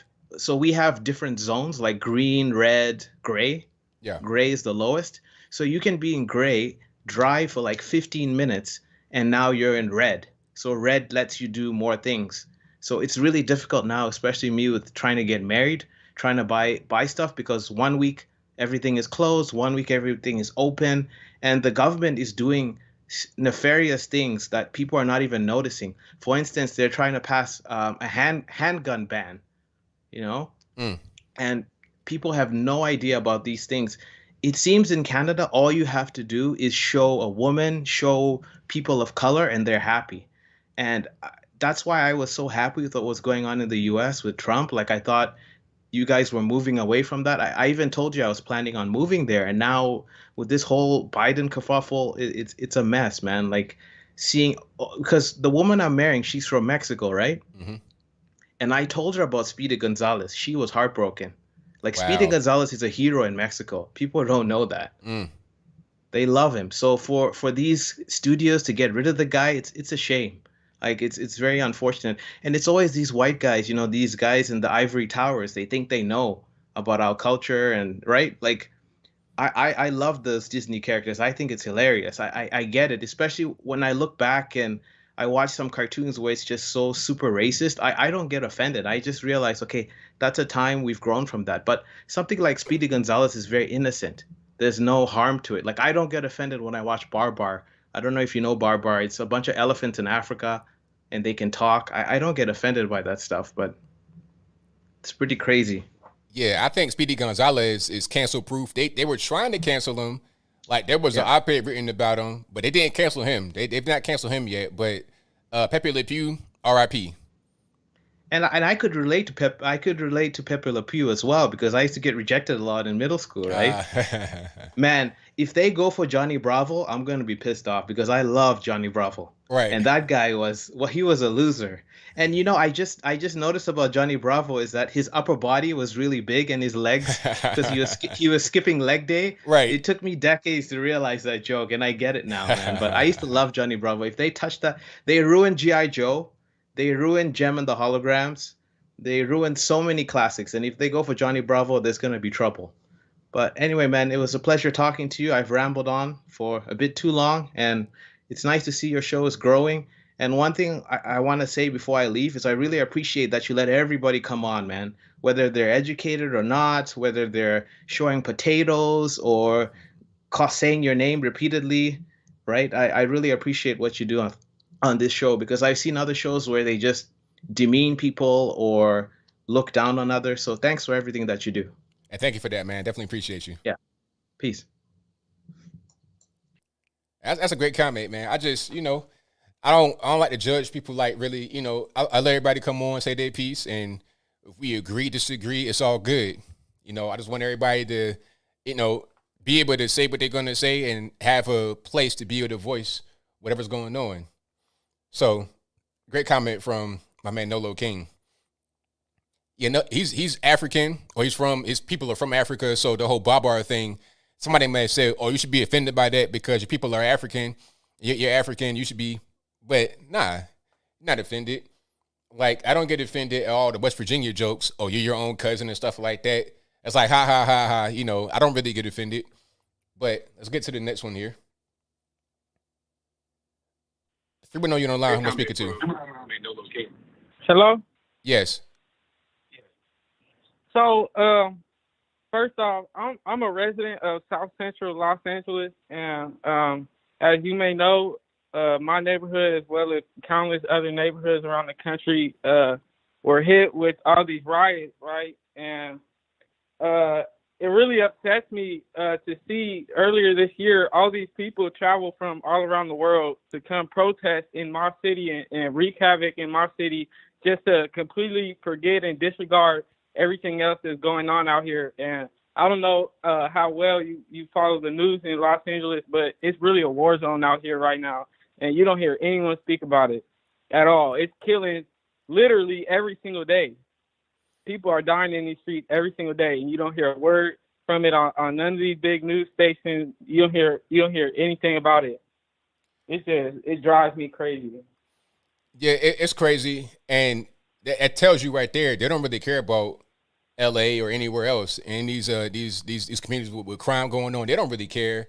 Like you said, they come from all over the world. They travel there just to get attention, get on television, and then they move on to the next place. They don't care about what damage they do and what happens when they leave. That doesn't even really matter. Right. And it's really a shame. And I think people need to really hear stories like this so they can understand when you're supporting these organizations, when you're supporting these people, what are you really supporting? You're supporting people that don't care about the communities they say they care about. They're just trying to get attention and trying to raise money, and they don't give any of that money or any of that support back to the community. They put it in their own pocket and spend it on whatever they want to spend it on. Right.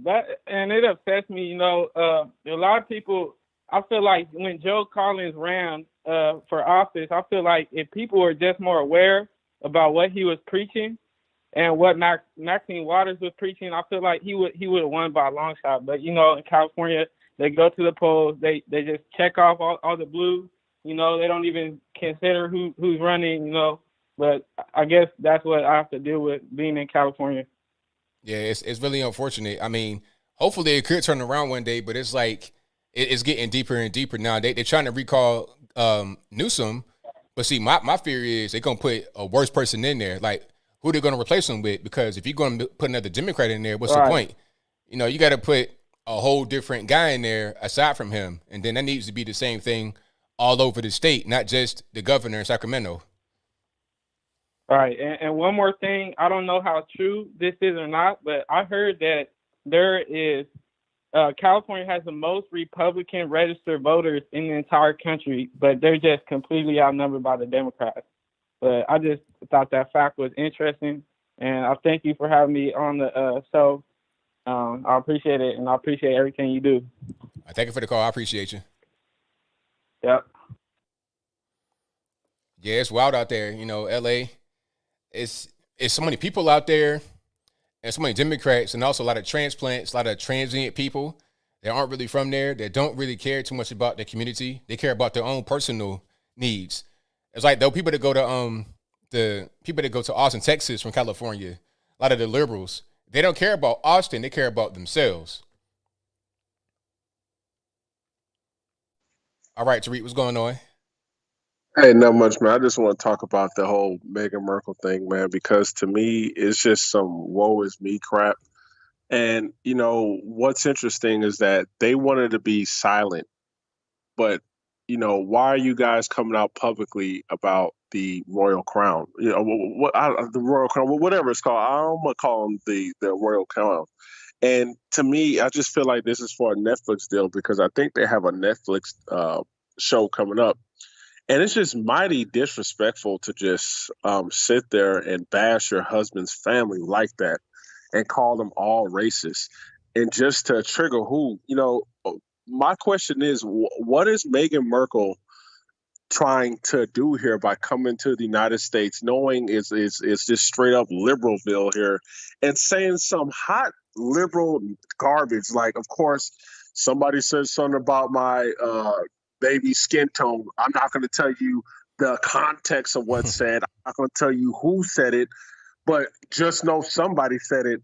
And the problem I have with that is now what you're doing in a very destructive manner while trying to be a victim is you're painting your husband's entire family as racist. Because now we're over here playing the guessing game that you don't even know the context. It could have been a playful joke. It couldn't have been anything serious. But just the fact that you're hiding the individual who said it and you won't tell the context, to me, that's just messy. And then, bro, I look at Prince Harry and I'm just like, bro, why are you letting your wife go in on your family like that? Like, do you not have any pair to just stand up? Or like, she's just going in on your family, causing drama. And if you look at Meghan Markle's own family, bro, she doesn't even have a good relationship with the father. I don't even know if she even has a good relationship with the mother. But it's like, that's what she does. She doesn't talk to her family. And then now you are allowing yourself to be destroyed. Now you are allowing yourself to never talk to your family, because I don't understand how I wouldn't understand if the royal crown takes them back, because they are too media savvy. If there's a problem, they aren't a keep it in the family type people. Meghan Markle's like, nope, I'm gonna tell the entire world. So yeah, bro, I'm just not buying it, man. And then the other thing is, of course, black media is always putting their struggle into it, talking about, this is what black women go through in racism. And, here's my response to that nonsense. Now, I don't care. I swear, I don't care about interracial relationships at all. I never cared about it. But, I take a look at Meghan Markle relationships, and then I look at her prior exes. None of them are black. So I'm looking at this, and, her best friend is white. And like I said, I don't care. But to me, it just feels like black people are just usable. Like we're disposable. Like people who don't even deal with this at all, who has really life shows that they don't deal with this at all, come back and like to play victim to get us riled up. You know what I'm saying? It's the same thing that Kamala Harris does. Kamala Harris doesn't really. You cannot look at her history and state that she had a history of working with Black people and like uplifting them and coming up with policies to help better them. It's quite the opposite. But then when she runs for vice president, now she is Miss Black woman. I'm for the Black woman. It's nonsense. And then Black people, we just eat this up. So I'm just hoping that Black people are not going to be so darn emotional that we're going to allow our emotions to be manipulated and start marching or protesting or demanding the racist real kind of be, removed when it has nothing to do with this. This is a internal family drama. It's a Hollywood script. And you know what? I don't care. I'm sorry, Meghan Markle. I don't care. Okay? If one white person doesn't like your baby, boo-hoo. And that's pretty much all I have to say about that, man. All right, thank you for the call, man. Definitely appreciate you. Take care. All right, great call. Great call. Excellent call. Now, to speak on some of them deals they got, because that's a good point he made about, okay, why are you going on Oprah? Why are you mudslinging? Why are you talking about your time with the Crown? Well, they got at least 2 deals. When I say they, I mean Meghan and Harry. They got at least 2 deals. So let's put it on the screen right quick, and I'll talk about it as well. Okay, so let me see if I can zoom in a little bit, if that'll work. Make this text a little bit bigger. Oh, no, it's not really doing the way I want. All right, so they got to do with Spotify through their production company, Archwell Studio. The pair will host and produce podcasts in the deal estimated to be worth around $25 million. That's Spotify. That's just Spotify, right? Now, allegedly, Joe Rogan got paid $100 million from Spotify, allegedly. I'm not really sure if that's true or not, but you get paid a quarter of that just for being a part of the royal family. No other, not from years of building the podcast or any kind of real, work, just from being part of the royal family at one point in time. But anyway, they also have the Netflix deal. Here's something from New York Times. Another wrinkle was roughly $100 million production deal that Meghan, Duchess of Sussex, and Prince Harry struck last year with Netflix. That was in 2020. That's like towards the end of the year in 2020. So you got one deal for $25 million, another one for $100 million. You have your savings from your mother who died in the 90s, so it's probably a lot of money. You're making millions upon millions, hundreds of millions of dollars, and you want me to feel sorry for you and your plight that you made yourself? Come on. It's all a game to trying to get some more money. That's really what it is. All right. Just like the Obamas and their whole Netflix deal and their podcast and everything else.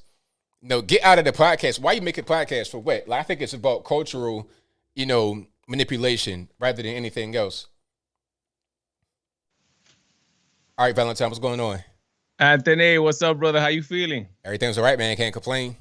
Hey, earlier you had a very important question actually that I think it needs to be addressed to the public and to the people of your show, where you said that if the 10K coming to the U.S. for the people that are crossing, does it come with a guarantee? Actually, it does. It comes with a 30-day money back guarantee, but it's void now because if you say you're under 18, they just let you come in. Wow, really? They just let you come in, man. That's crazy, man. This is where we're at, man. Let me give you some info exactly on those people. I did a whole video on my show regarding those people with the shirts at the border, right? Those shirts were given to that group, and they were told that every time they come to the border, they're supposed to wear these shirts, right?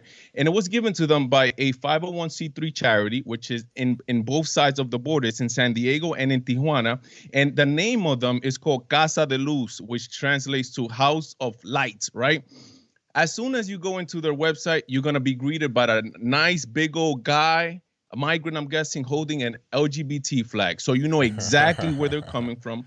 Pure leftist idea supporting these people at the border, which is just obviously like Like, who do you expect? You expect the conservatives to be down there handing out these shirts? Of course not. Or anybody from the Republican Party? Of course not. Now, we're wondering, why is this happening? Well, all these kids coming through. Well, Miss Circleback herself, Jen Circleback Psaki, said about a week ago, maybe it was, that we have a different policy than the last administration, but if you're under 18, we will not turn you away. So what is that telling the people from South America, man? Just come on through. Like, say you're under 18, and if you're under 18, you could prove it. That's better. But you could be 35 if you got a baby face. Say, you know what, I'm 17.5 years old. Let me in. Alejandro Mayorkas, which is the new DHS secretary, he says something even same as egregious as Jen Circleback Psaki said. He said, we're not telling people, and I'm almost like paraphrasing, but I'm almost like quoting, we're not saying people not to come. We're telling them not to come now. Did you see that? I saw that. Yes, I did. I saw it with my own two eyes. You're right about that. You're not telling the wrong thing at all. You're saying exactly how we said it. That's insanity, bro. How you telling them don't come? What they're gonna do? They're gonna, okay, he said not to come now. We're gonna come later. Then no, they're gonna come right now, bro.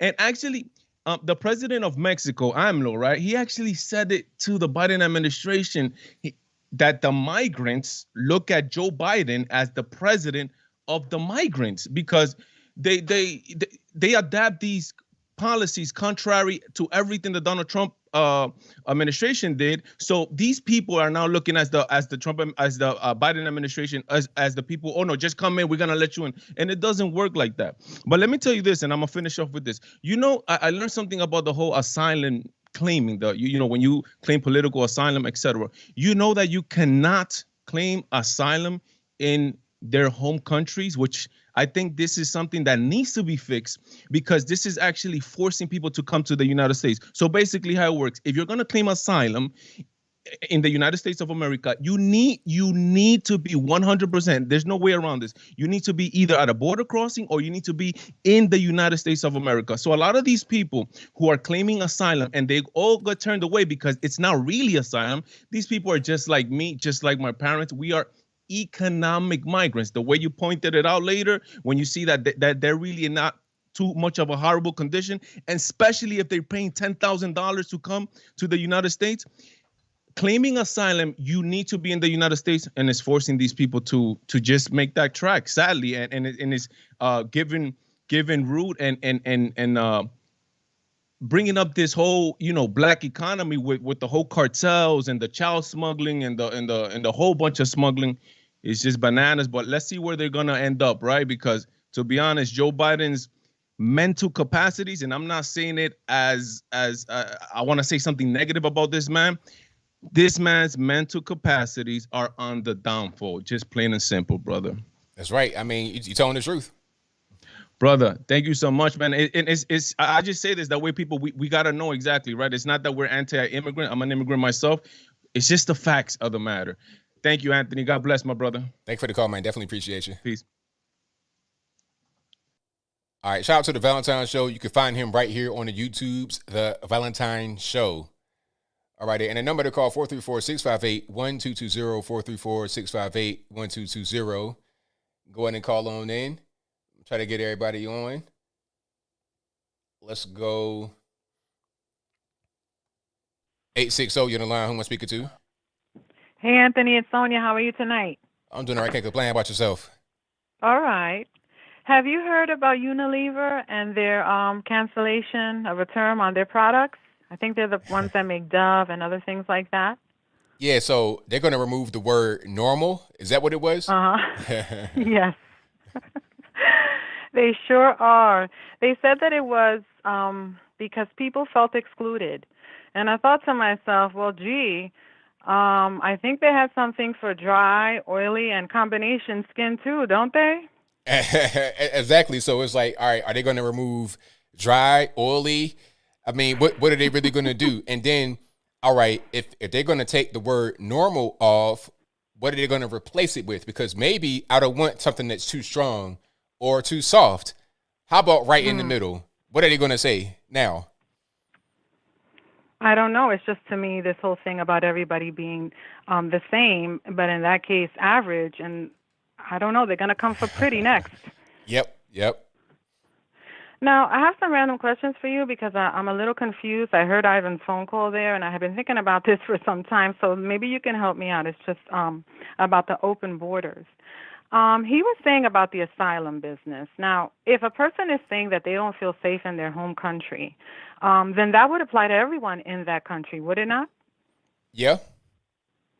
So then, if they come here, let's say, for argument's sake, we all say we're down with open borders, everyone deserves to come. Once they get here, who determines who gets to stay from that bunch? And what is the criteria? Does anyone get sent back? This is the part that I'm a little bit confused about, because when they say everyone deserves to come, then who decides who gets to stay? I'm a little confused. That's a good question, because I was wondering about that. It's like, okay, if they're coming from these violent, dangerous, crazy places and you have open borders, how do you know who's coming? You could have just regular, everyday normies trying to cut grass and stuff like that. Or you might have somebody that gangbangers that they're trying to run away from, follow them. So how you determine who is who? It just, you have no idea. Yeah, exactly. Like, who gets the priority of that bunch? And then another thing, this catch and release stuff, they might as well rename it to say come, because it means you get here, we catch you, we let you go, we take you on your word that you're going back. Isn't that an invitation to just come? Yeah, because I mean the whole thing with catch and release, it was silly, because it's like, okay, you get caught and then released to the interior of the country and say, okay, come back for a court date, and they don't show up. It's like, what are you going to do? Now you can't find them, you got a backlog, and you're not going to do any deportations, apparently, at least within the first 100 days, according to Joe Biden. So, like, people, they hear that down there. They're watching news just like us. They hear that and they say, okay, yeah, let's go ahead and go right now. I mean, it sounds so ridiculous, because also, how can the open borders crowd be the same as the slow to spread crowd? Right, because at one town at the border, in one of these shelters, 25% of the people that were there tested positive for the virus. But if I want to go to Quickie Mart, I got to put on the mask. It doesn't make any sense. And I heard you got to get tested both ways if you want to get on a plane. Yeah. Yeah, I don't understand the logic. You know what I think, between the job loss and the shutdown, the indirect things that happen to people because of the virus, plus the people who were put on the ventilator too soon, and they say that sometimes that's what killed people, actually going to the hospital. The catch and release, the open borders, the gender bending, the vaccine. I'm convinced they're trying to kill us. Hey, I mean, that's what it seems like, because there's so many different ways they're trying to attack us. It's like, okay, if we don't get you this way, we get you that way. So it makes sense to me. Yeah, I don't know. It's nuts. And then one more thing, because, I remember that last month, I think it was when, I don't know if it's because Clarence Thomas had spoke up about the SCOTUS hearings for the, voter fraud or whatever. Is it true that they pulled his books off of Amazon? No, okay. Or his bio? What happened was his documentary. They pulled that off of Amazon. And, like the excuse that was given, not by Amazon necessarily specifically, but in general, they said sometimes certain things are discontinued or whatever, but it doesn't make any sense because it was Black History Month. So during that month, you want to highlight whatever you can from prominent Black people. They did that, but Clarence Thomas, for some reason, did not make the cut. And I think the reason is because he spoke up. He spoke up about the election. So there's like, nope, the whole Black thing won't save you, because we look at you as on the side of Trump and the so-called insurrectionists. So we're taking you off. Far-right extremist. Right, exactly. And now this month is Women's History Month, right? So Michelle Obama was on there with Zaya Wade, and I guess that's what they wanted to promote, of all things, which I thought was so bizarre, because I think the girl's like 13, and she was saying that she was brave and that it would give others courage, and I'm thinking, courage to do what? The same thing? I think it's just so insane how, it's one thing if you really believe that you're the opposite gender, because no one can take that away from you, even if you are confused and it's a condition, you think it, right? But it's a whole nother when you're teaching a whole generation of children that they can choose like it's a game, and that whatever they want to be, everything will fall in line with that. And then comes puberty, and it won't. And they won't understand why these things are not working out for them. And it just seems like so cruel and strange that we have a health secretary on top of it who's also transgender. And it just seems like a big joke, or I'm on some crazy ride and I want to get off. I'm right there. I agree with you 100%. Oh, my God. All right. Well, I'll let you go. Thanks, ABL. I understand a little bit better about the open borders. Ciao for now. All right, thank you for the call. Appreciate you. Okay, bye. All right, great call. But yeah, Women's History Month, I'm seeing a whole bunch of, I said it right when Women's History Month came, I was like, you're going to see a whole lot of big chins and strong jawlines this month. And I'm seeing just that. I'm watching the YouTubes. Matter of fact, I'm watching YouTube TV. And in the commercial break, I'm seeing the Women's History Month thing from Google, right? And they got like Amelia Earhart and Serena Williams and Alicia Keys, all these women of color and the occasional white woman, although they're the majority in America. And then here comes a little quick frame of somebody with a big chin. I'm like, wait, hold on. I'm sitting with my wife watching it. I'm like, did you see that? She's like, what? I went back and I paused it. Here you are, this dude looking like, you could play basketball right now in the NBA. I'm talking about shoulders, all of that. What's that? Laverne Cox?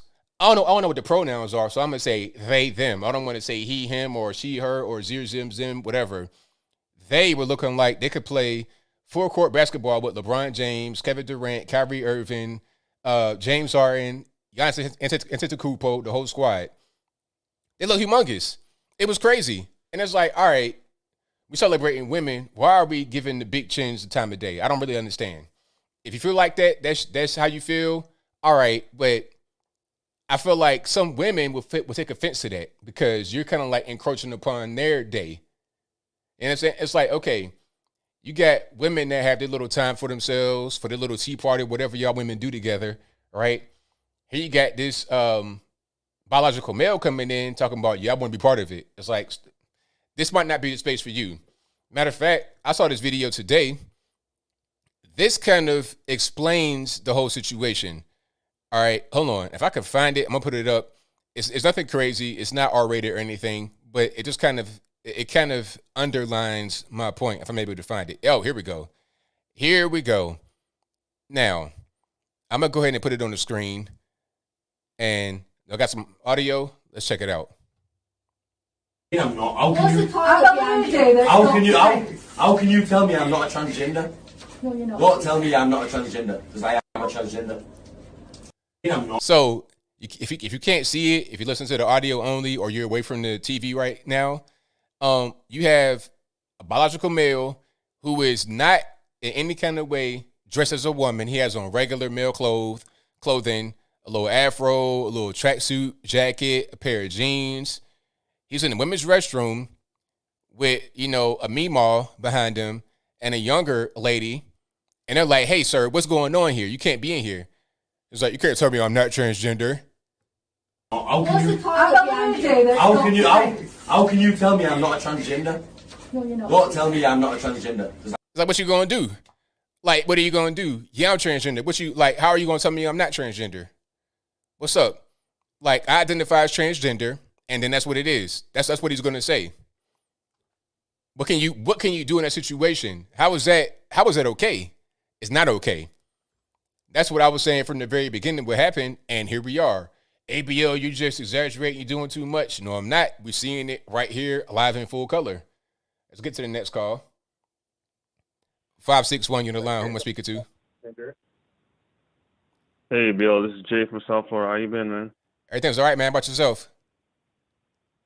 Not much, man. Everything's great down here. Just been working. I got a new position now. I'm more in management now and in the nursing now. So, and I've been busy. All right, man. Well, that sounds good, man. Getting like a little a step up, man. That sounds good. Yeah. Yeah, it's been a while. I haven't talked to you in a few months. Just like your friend Nola Kim or whatever his name is. Yeah. Yeah, man. Since Trump hasn't been president, I haven't really thought about a lot of things. But I was, you know, I was just chilling right now. I was trying to take a break from politics. Yeah, I hear you, man. It could be kind of draining, so I don't blame you. Yeah. I do want to talk about. I like your video about the Baltimore kid with the 0.013 GPA. Yeah. That video is it's like once a year you have one of these videos you always show that about something with DC or 2 years ago or some school where some kid failing, and it's always a black kid. You never hear Hispanic, Asian, Indian, or white. It's always that black kid. It's always the one that represents the dumb one. It was crazy because you know the bad part was that it wasn't even just him. Like he was average in the school. He has a 0.13 GPA and was ranked right in the middle of the class. Yes, I saw that. That means people worse than him. I want to see what they look like, and I wonder if it's more boys than girls who are failing, because usually it tend to be more males or black males failing more than the girl. Yeah, usually that's how it is. But you know, one thing about it, they had a valedictorian trying to read, and this was a woman, a female, could barely read. The valedictorian could barely read. That school should be shut down after. I don't know, 4 years consecutive for failing, that school should have been shut down. In Florida, they do that. I'm surprised they don't do it in Baltimore. Yeah, they should. I mean, but then people will complain about the school not being open. But it's like, if the school's not open, like, why are you complaining? Maybe they want it to be like a little daycare center, and that's why they're mad that it's not going to be there, free daycare. But as far as education, what it's supposed to be for is not doing anything. The kids aren't even going to class. What's the point in having it open? If the kids aren't going, if it's about education, there's no point of the school being open. And if they're not going to the school, it's not even about babysitting. So what's the point of the school being there? And they get plenty of money. It's kind of a hustle at this point. I was seeing the teachers and administrators iced out. Nice jewelry, watches, earrings, cufflinks, all that good stuff. Nice suit, tie, everything. They look very nice, but the kids can't read. That's embarrassing. You know, Thomas Sowell, I mean, it's probably going on for a decade, but Thomas Sowell wrote a book on the inside of American education. That was in '92, and it hasn't changed. I think actually, if you watch the projector, if you go to Department of Education, it's actually gotten worse. Especially that me and your generation, we didn't have distraction like smartphone. Like now, they have more distractions, so I think it's even worse. Yeah, for kids today. Yeah. But that's embarrassing. And I know I saw you video you watch CPAC. I don't know if you did watch, because I like the Trump speech. That was the most important section of CPAC. But I saw a video that's really disturbing, and you probably know what I'm talking about, man. It's like with these six black conservatives, and this one girl, Shamika, Michelle, whatever her name is, was making fun of Candace Owens, saying that she's a Carlton Banks, and you can't relate to black people when you have a Carlton Banks. So I'm paraphrasing. And I find it very ignorant. I find that her analogy, I don't know, is like, she's probably a liberal disguised as a conservative, but if I gotta relate to black people by being ignorant and stupid like Will Smith, I'm sorry, I can't agree with her with that. Either you take the message and what it is, or you can't relate to black people by behaving like something else, like you're not. You know what I'm saying? Yeah. Now I saw that. Now I gotta say that I like Shamika. Like, I follow her on Twitter. I think she's cool. And I gotta say, just to be fair, that she did not say Candace's name, but from what she was saying, that's kind of who it sounded like she was talking about, because she was saying she, all this and that, and that's usually how a lot of these guys talk. They talk about Candace all the time because she's like the top person. Candace and Brandon are like the top targets. But the thing about it is, just in general, we're not all just one kind of person. And in reality, if you want to talk about it, Carlton, the actual person, Alfonso Ribeiro, he's from I think Bronx or somewhere in New York City. He grew up in the 80s, breakdancing and stuff like that out on the street. So he's not like this type of suburb silver spoon kid. And Will Smith from like West Philly.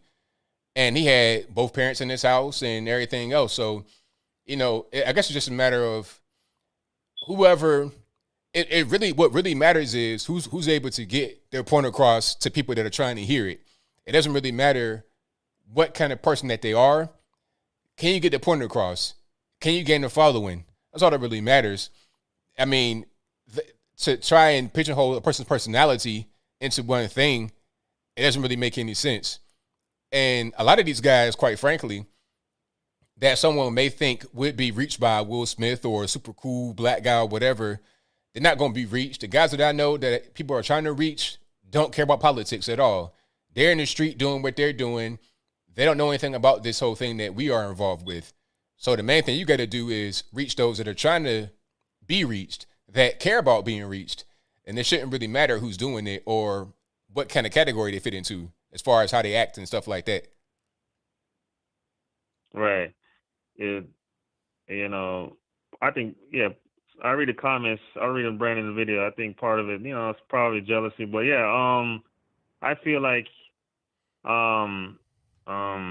truth is truth, doesn't matter. But I feel like, the disagreement with some of these conservatives that's in the conservative movement is that Candace never go along with the whole race thing.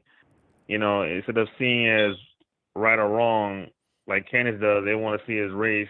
And that's part of the problem too with like Mark Tory and Angela Stanton and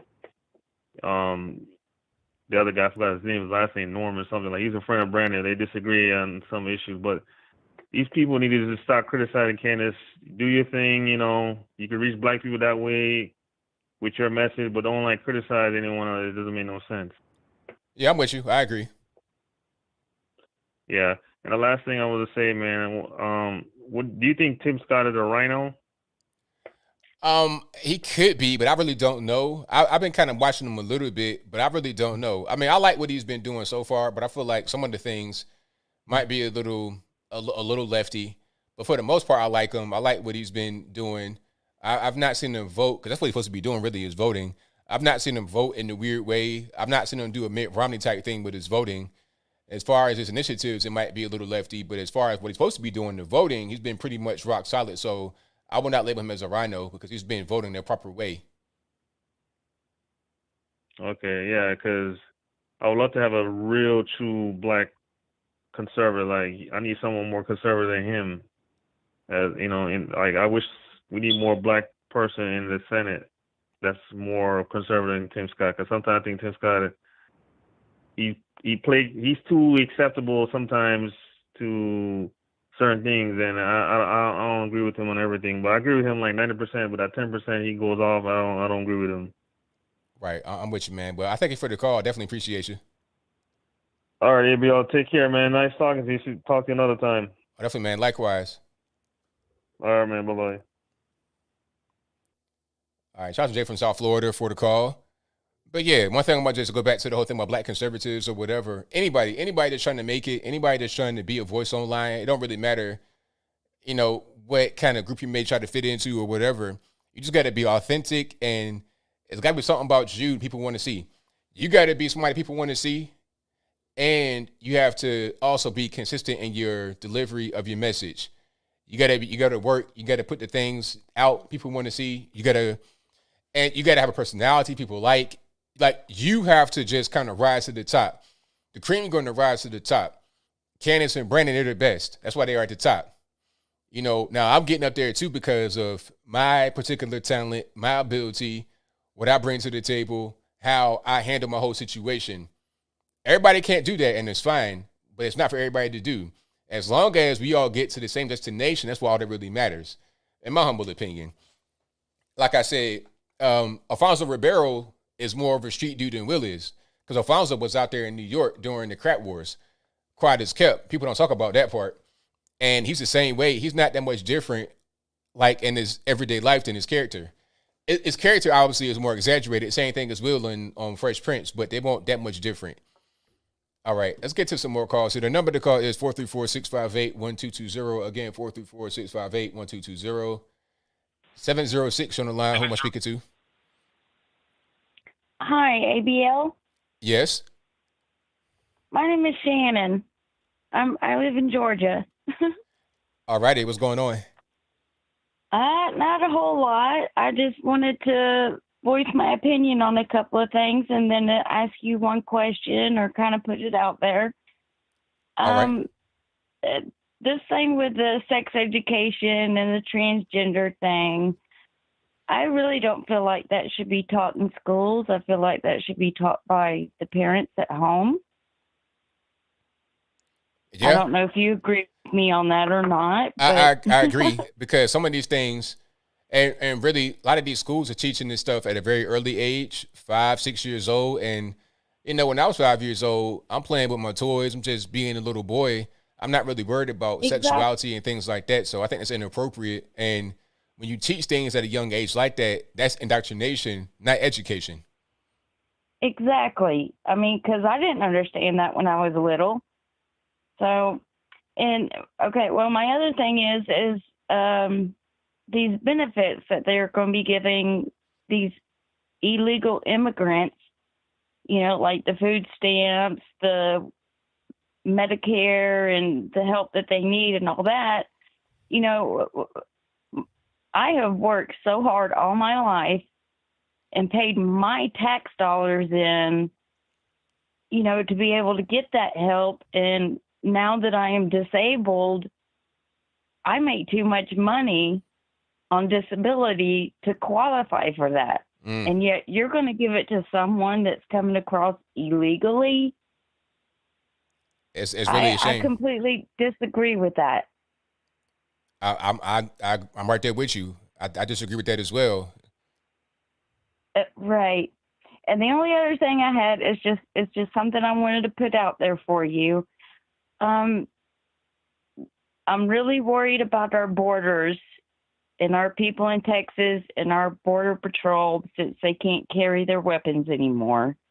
I thought just maybe we as Americans, I don't want to say patriots or anything else like that, but we as Americans, maybe we need to peacefully assemble along our border, and maybe then we might get somebody's attention to see what's going on. I can't say anything about that, but what I do know is that Texas, they've already put their own resources down there at the border because the federal government is not doing things properly. So I think it really is a matter of the states taking the power back because, you know, at a certain point, the federal government, it's their job to secure the border because it's a federal border.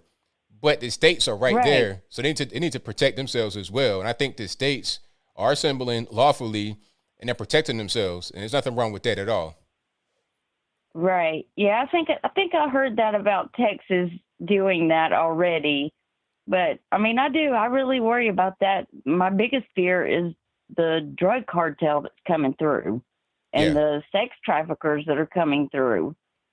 I mean, that's so going to destroy this country, in my opinion. I mean, we already have a very bad drug problem.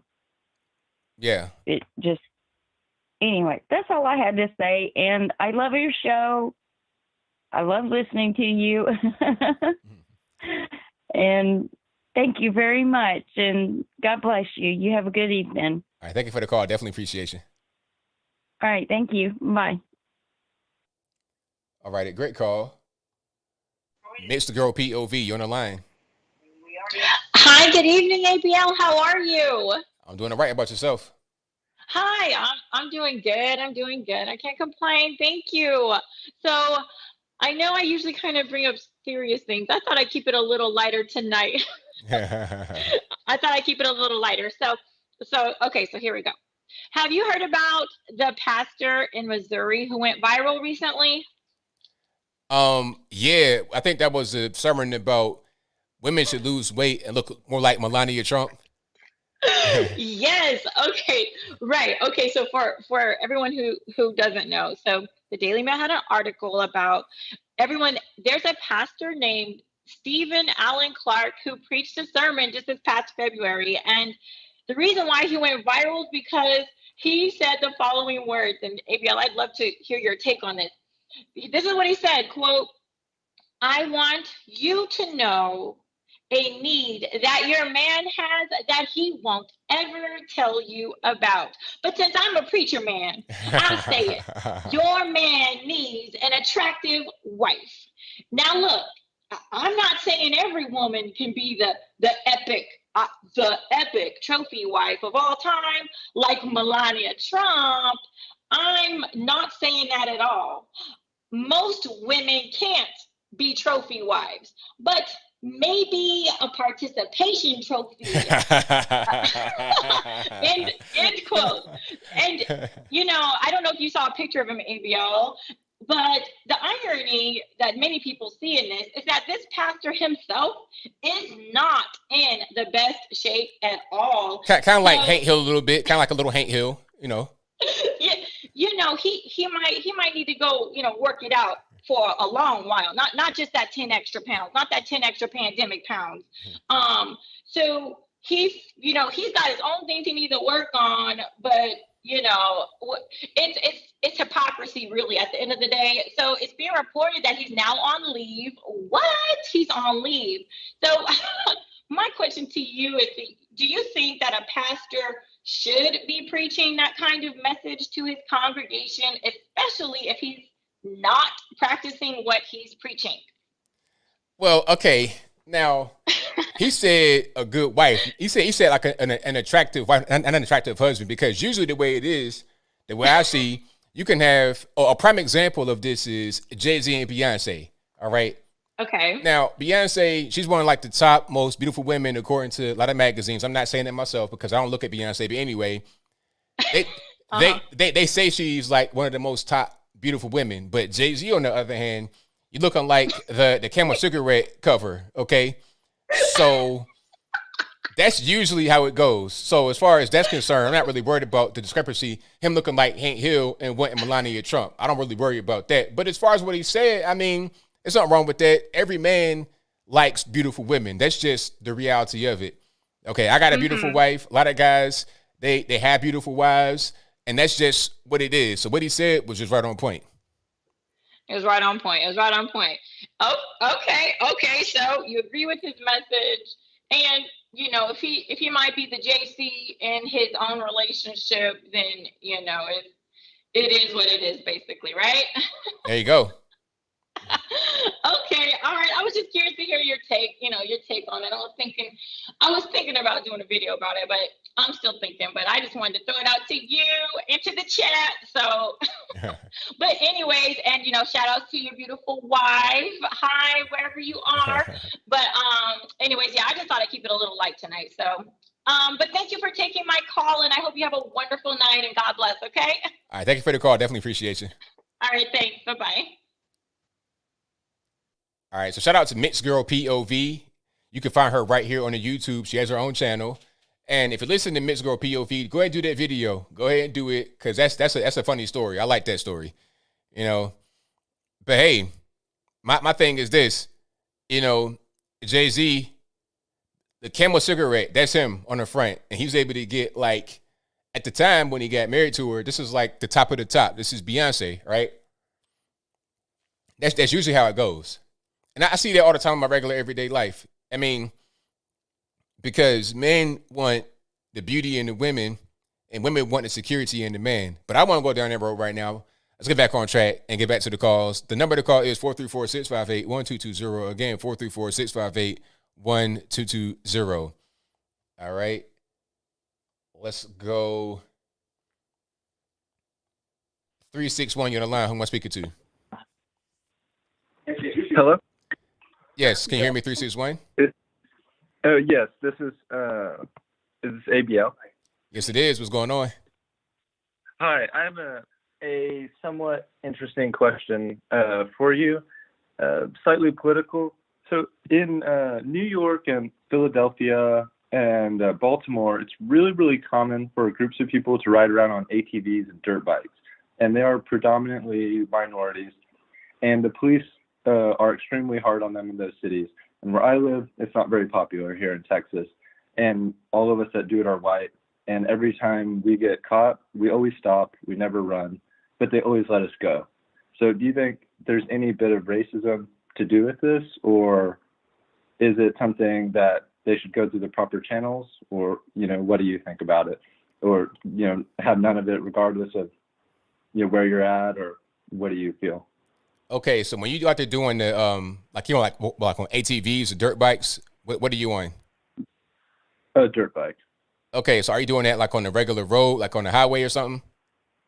I avoid the highways just because of the sheer danger of it, but I mean, I'll ride respectfully as much as possible, obviously because you're not in a huge group like in those cities like Baltimore and whatnot, where they can really get away with it.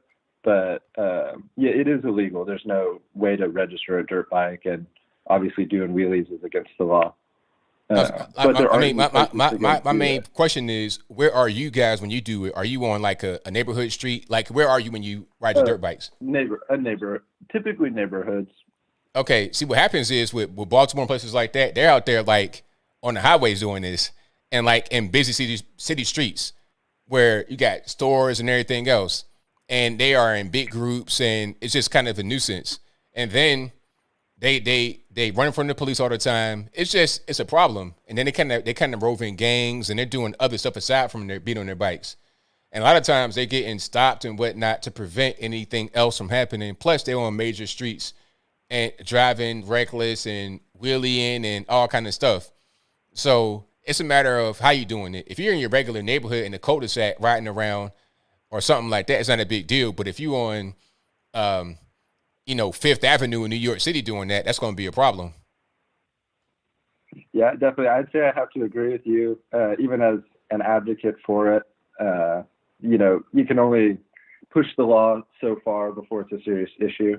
But it would be interesting to see the laws change in those cities, or them try and build parks for it, or something to that effect. But I feel like it's another how skating used to be, where the cops are chasing everybody, and now there's skate parks everywhere for it, how it was in the 90s. And maybe it'll end up that way, but it's just such a big part of kind of street culture and somewhat political. So I appreciate you taking my call and everything, and glad to hear your opinion on it. Thank you for the call, man. Definitely appreciate you. Alrighty. Thank you. Yeah, my thing is, it's like where are you at though? Because it's one thing if you are on a freeway with 25 people, they got ATVs, dirt bikes, all of that. Or if you're like on a major city street and rush hour traffic, it's all about the disruption that it causes. Really, that's kind of how it's enforced.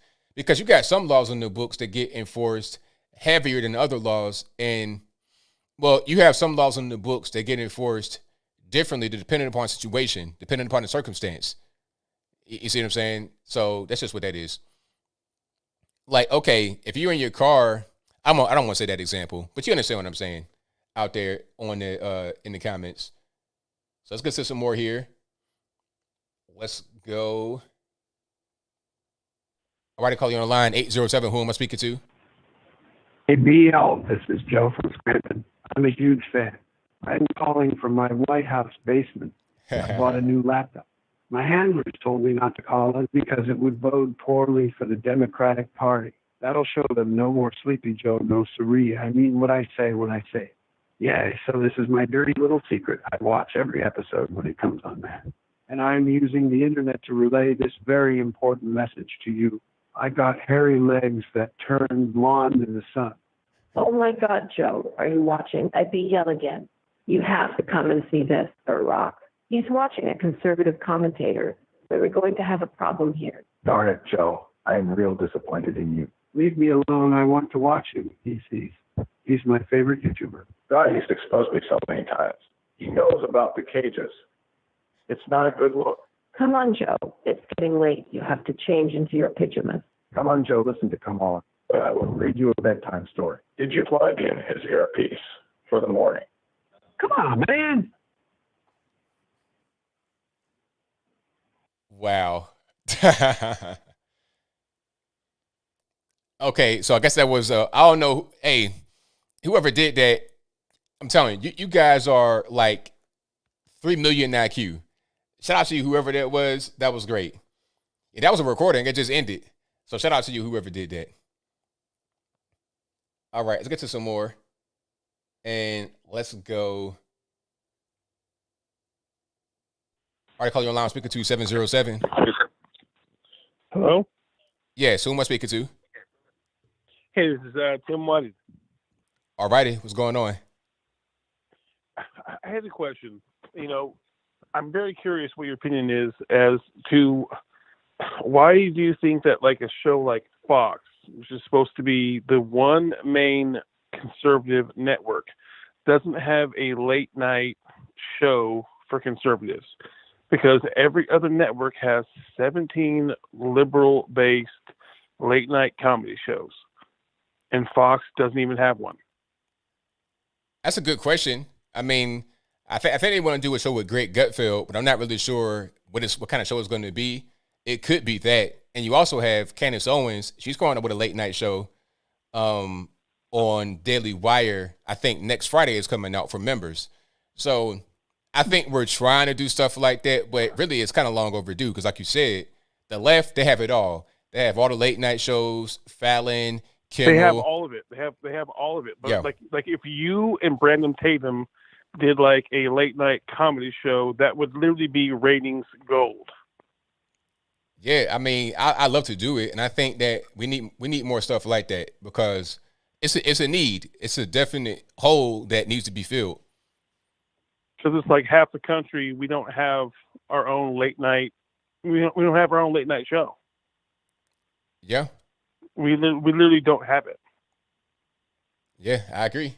You're right. You know what I mean? I'm right there And I with think you, it would be awesome if we could actually get one someday soon. Yeah, absolutely. But you're doing great. You're doing great stuff, man. I love watching the show. I try to tune in as much as I possibly can. Well, thank you for your call. Definitely appreciate you. Yep, thank you. He has a good point. We need a late night show, but Candace is going to have her own show. Matter of fact, I'm gonna put it on the screen right quick.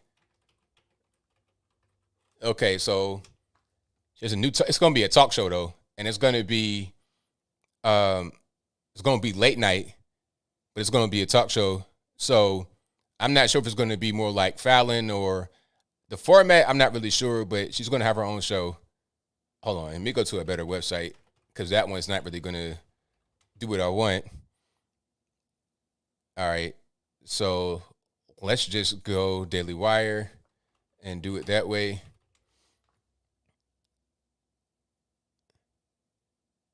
All right.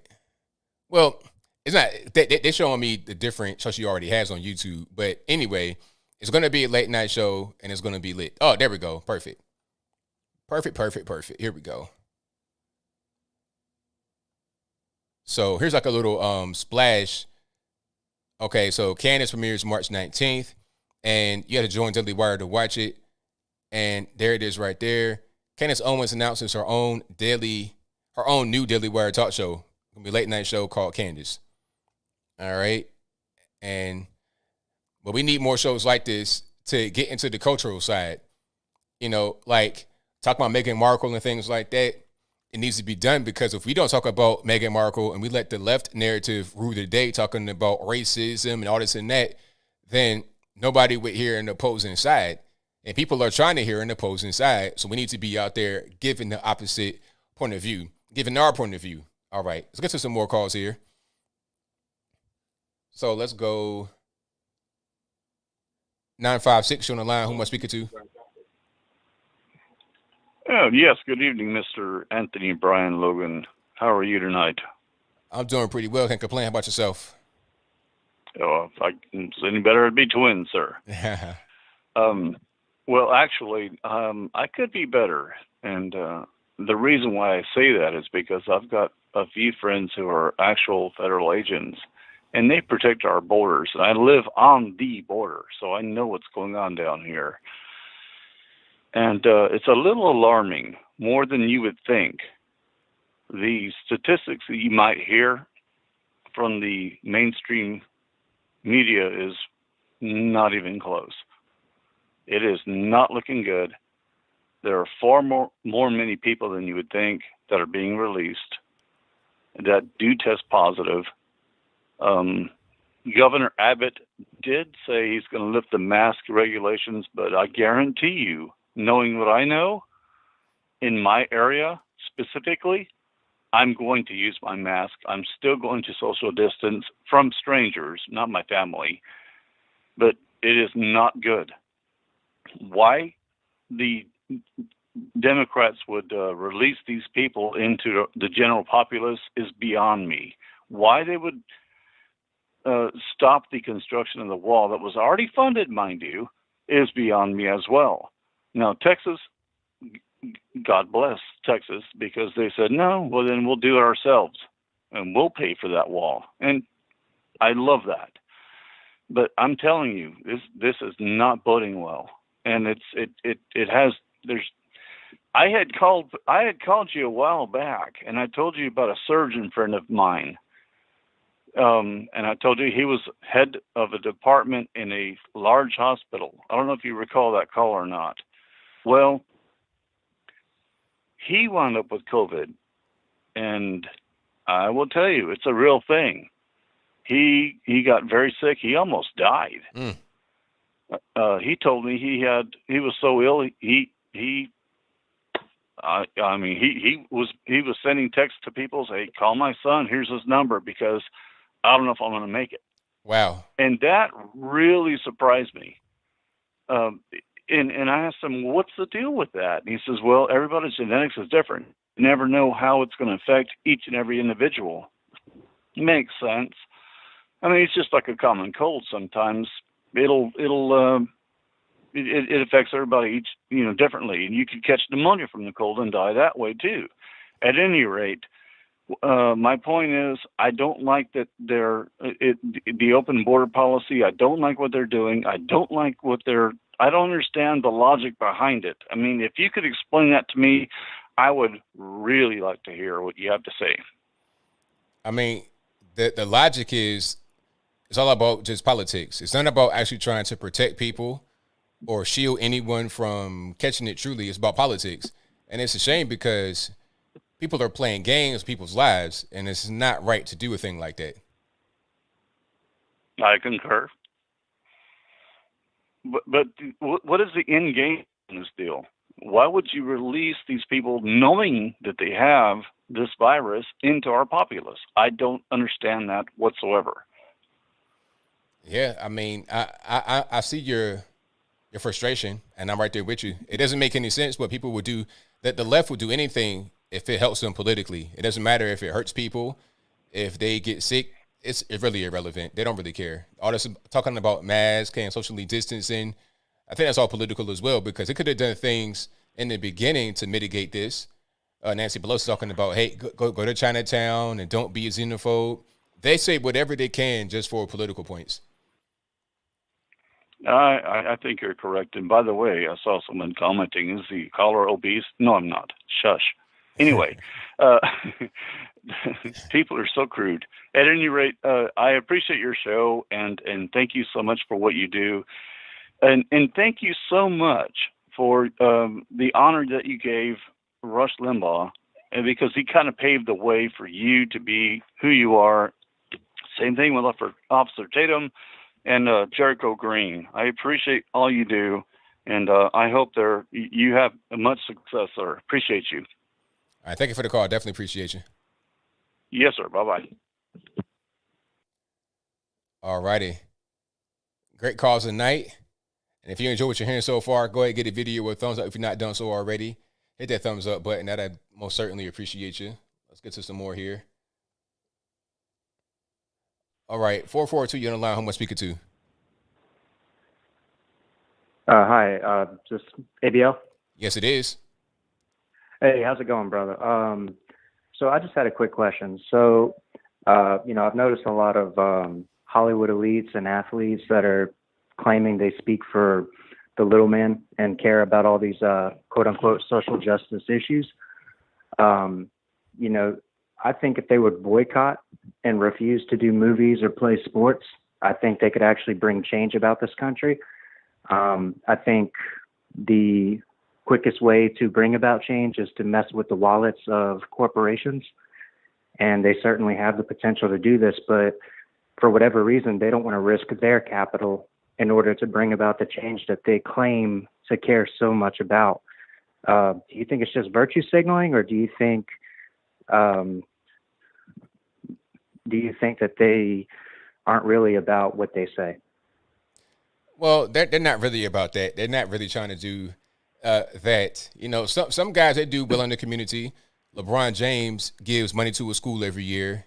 He doesn't pay for it entirely, but he does give $2 million of the $8 million annual budget for the school, so that's good. But, you know, as far as stopping the game and not really trying to get money, and no, it's not going to do that.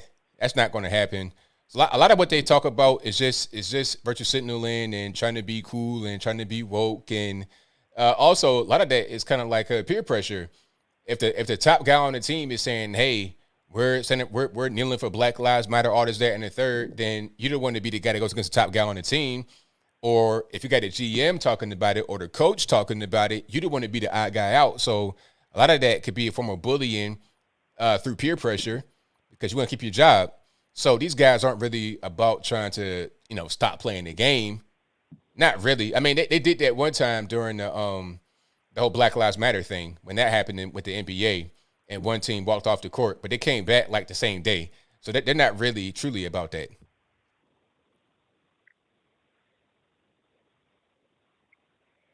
Yeah, I think that's an issue, ABL. I think, you know, I think a lot of these issues that they're bringing up aren't actually ever really going to get addressed, even though, you know, some of them may seem petty. There are a lot that are really important also. And I feel like they do have the power to sort of influence that change by holding out, whether it's being in movies or, you know, playing on the field. And, you know, I think until they choose to do that, it's just going to remain, it's just going to stay talk. Yeah, you absolutely. Know, that's all I'm trying to say. Right on, man. Well, thank you for the call. Definitely appreciate you. Yes, sir. Thank you. All righty. Yeah, these guys, some of these guys want to call themselves boycotting and stuff like that, but they're not really trying to do that. Just like Colin Kaepernick kneeling on the field, but you still want to get in the game and still want to play. And if you don't get in the game, if you don't play, you still want to make money some kind of way. All right, let's get to some more here. All right, 707, you're on the line. Who am I speaking to? This is Amy. How are you doing tonight, ABL? I'm doing all right. You can't complain about yourself. I am well, thank you. So there is so many topics, really, that we could talk about. Let's be real. Is there anything that the callers haven't brought up that you want to talk about? Because I feel like I could go in so many different directions. Yeah, I don't really know. I say just go for it. Well, have you heard that Columbia University is going to be offering segregated graduation ceremonies? Yes, I did see that, and that's been going on for quite a while, actually, at other places. They're having, and you know what? I think I saw this one. It was interesting because they had a ceremony for Black students, Hispanic students, Asian students, people that were like LGBTQ, A, B, C, D, E, F, G. But one group one group was mysteriously missing. Yeah, white people. The Norwegians weren't represented at all.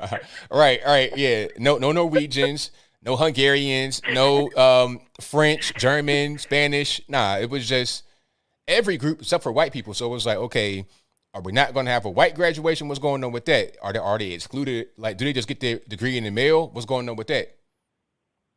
Yeah, I mean, I understand the different ceremonies.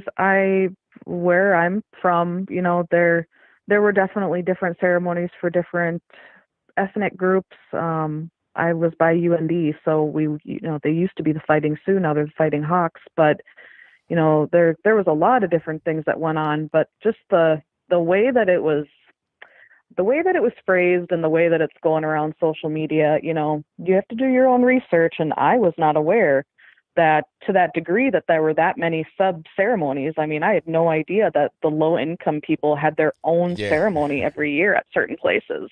I mean, I sure didn't when I was in college. But I had another kind of little thought with the Meghan Markle thing. playing devil's advocate, let's say that the queen herself said, what if this child has mixed blood? Looking back, and not saying that it's correct at all by any means, but looking back in history, even looking back right now, looking who's in charge, when have they ever had the first white, ruler in the Chinese dynasty? Never. When have they ever had the first black emperor in the Japanese, whatever? You look at like the top 15 empires, dynasties, whatnot that have ruled and controlled the world.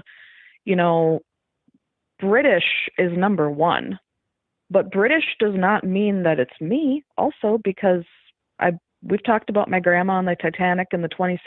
Like, I'm almost all Norwegian, so I believe, but my family came from Norway and Sweden. If anything, we might have been linked to Vikings, but that's, go back to Meghan Markle. I don't know. It's interesting that we're not canceling China because there's no black first lady, or there's nothing going on there. We're not canceling North Korea. We're not canceling Russia. And speaking of Russia, is anybody talking about the bondage or bonding of China and Russia? Like all the relationships that they're now forming? Well, I mean, if people aren't watching, if they're not watching that, they need to be watching that. That's a pretty serious thing there. I'm sure that you heard that they are thinking about doing a lunar project together? No, I didn't hear about that one. That's interesting. That just got announced today, like within the past couple hours. So I've read on the Indian Ocean Agreement how they were doing training, but who really knows except for the people that are there, right? But today it was announced that they're going to be going hand in hand on some lunar, space station. And I mean, I think that it should be a collaboration between everybody on the planet and not necessarily a competition with space. But I can guarantee China's not feeling that way about us, or North Korea for that matter. So anyways, I hope that you have a fabulous night, and I hope all the people that are on here also have a fabulous night, and talk to you later. Thank you for the call. Definitely appreciate you. Bye. All righty. Yeah. Now, let's go back to this whole graduation thing. So they're going to have, this is at Columbia, and I found this list on the Twitters. This is from columbia.edu from what I'm seeing on the screenshot. And let me go ahead and put it on the screen, and I'll read it off in case you guys can't see it. So it's a virtual ceremony too. So it's going to be just like a Zoom type thing. So if you're a white person, I'm not really sure how you're going to graduate to get your degree in the mail with no actual ceremony, not even a virtual one. I can't even get a Zoom conference for my graduation. But anyway, it said ceremonies are listed chronologically. First, you have the native graduation, the lavender graduation, which is the LGBTQIA+, and I'm reading that as it is written. I'm not making it up. Then you have Asian graduation, FLI graduation, which means first generation and/or low income. But, okay, so if you're a first generation immigrant and/or low income, so they get put in the same box. So if you are first generation, are you also poor? But I digress. Also, the Latinx or Latinx, whatever they want to, however they're going to pronounce that graduation, and then a black graduation. But that's it. There's no more. No white graduation. Oh, how about this? No female graduation. I'm offended. How about just have a graduation? All right. And what you're going to do is break it up as far as break it up as far as your level of academic performance. So you got your upperclassmen, not upperclassmen, but you got those that are doing very well, 4.0 and above, and then those that are below them. That's it.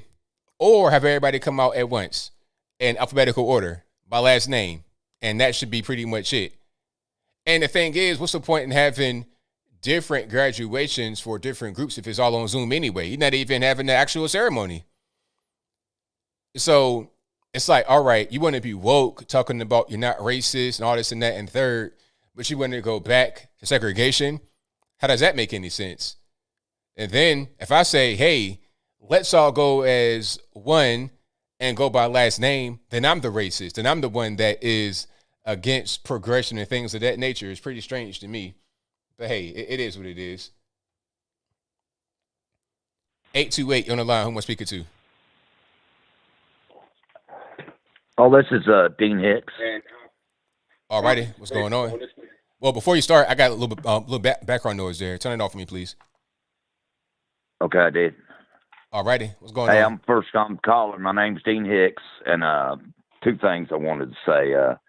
One about that Prince or whoever he is, Prince Harry. Yeah.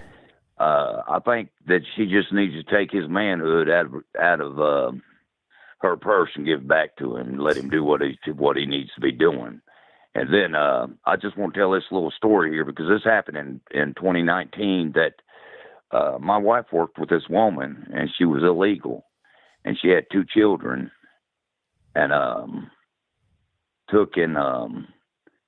boyfriend was in jail for assaulting her. Well, and they had papers, what them papers are to stay away or whatever, and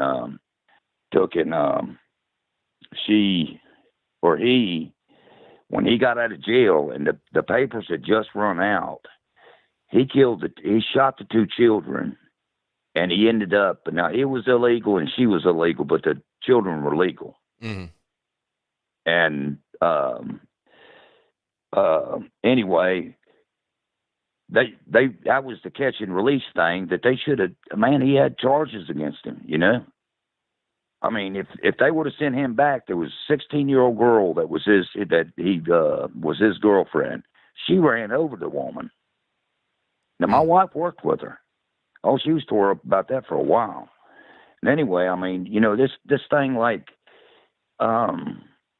if they're guilty or something, why not send them back? I mean, that woman and them children didn't have to die. You know what I mean? Yes, absolutely. Yeah, I don't know, and I love your show too. Yeah. Anyway, that's all I got, brother. Well, thank you for the call. Definitely appreciate you. All right. Thank you. Yeah, there's a lot of stories like that out there because, things aren't going right. When, there's a certain way you do things, a certain way you handle situations. When people are breaking the law, you hold them accountable for breaking the law. They're coming over here doing the wrong thing. I mean, and you allow them to stay, and then they do something else wrong. It's like you can't be surprised. You can't be surprised. This could have been avoided if the rules were followed properly to begin with. But that's unfortunately not what happened here. All right. But yeah, shout out to everybody in the room. If you enjoy this show, if you like what you heard tonight, go ahead and give me a thumbs up. Like the video, share the video, do all that good stuff. And if you're not subscribed yet, I don't know what you're waiting on, but go ahead and subscribe to me right now. And if that bell is right there still, click that bell so you get notified whenever I go live and/or post a new video. And also go to the website, anthonyblogan.com. Follow me on Facebook, Instagram, Twitter, etc. ANTHON by the letter B, LOGAN. All right, let's get to one more call here. 631, you're the line I'm speaking to. Go ahead, give me a thumbs up. Like the video. 631, hello. Can you hear me? Just turn you down. Yeah. I just wanted to tell you just one simple thing that's going on in New York. Okay, my son was murdered by a drunk driver. The guy got a very low sentence, but got 26B felonies, all right? So he just got out of prison. He called me from jail twice and said he knows where I live now. Oh, my God. I moved. Okay? He knows where I live now, and he's coming to get me. So he got out early for good behavior. Okay? It was only like 3 years. Meanwhile, my son was torn to pieces. When I say limbs and head, it was horrific. So anyway, he was coming after me because I was against him getting parole. at 1 year and 2 year. I thought he should have been in there forever, really. Yeah. Anyway, this is the new law here, okay? If his parole officer came to me because I filed a police report against him because he also went to my son's gravesite and burned everything there. Everything. I cried for 2 hours. That's how horrified I was. His parole officer came here and she said to me, "Do you have a gun?" I said, "I've never killed another living thing in my life. I don't own a gun, but I am thinking about getting one." Okay, because she said, yeah, they're just letting them run the streets.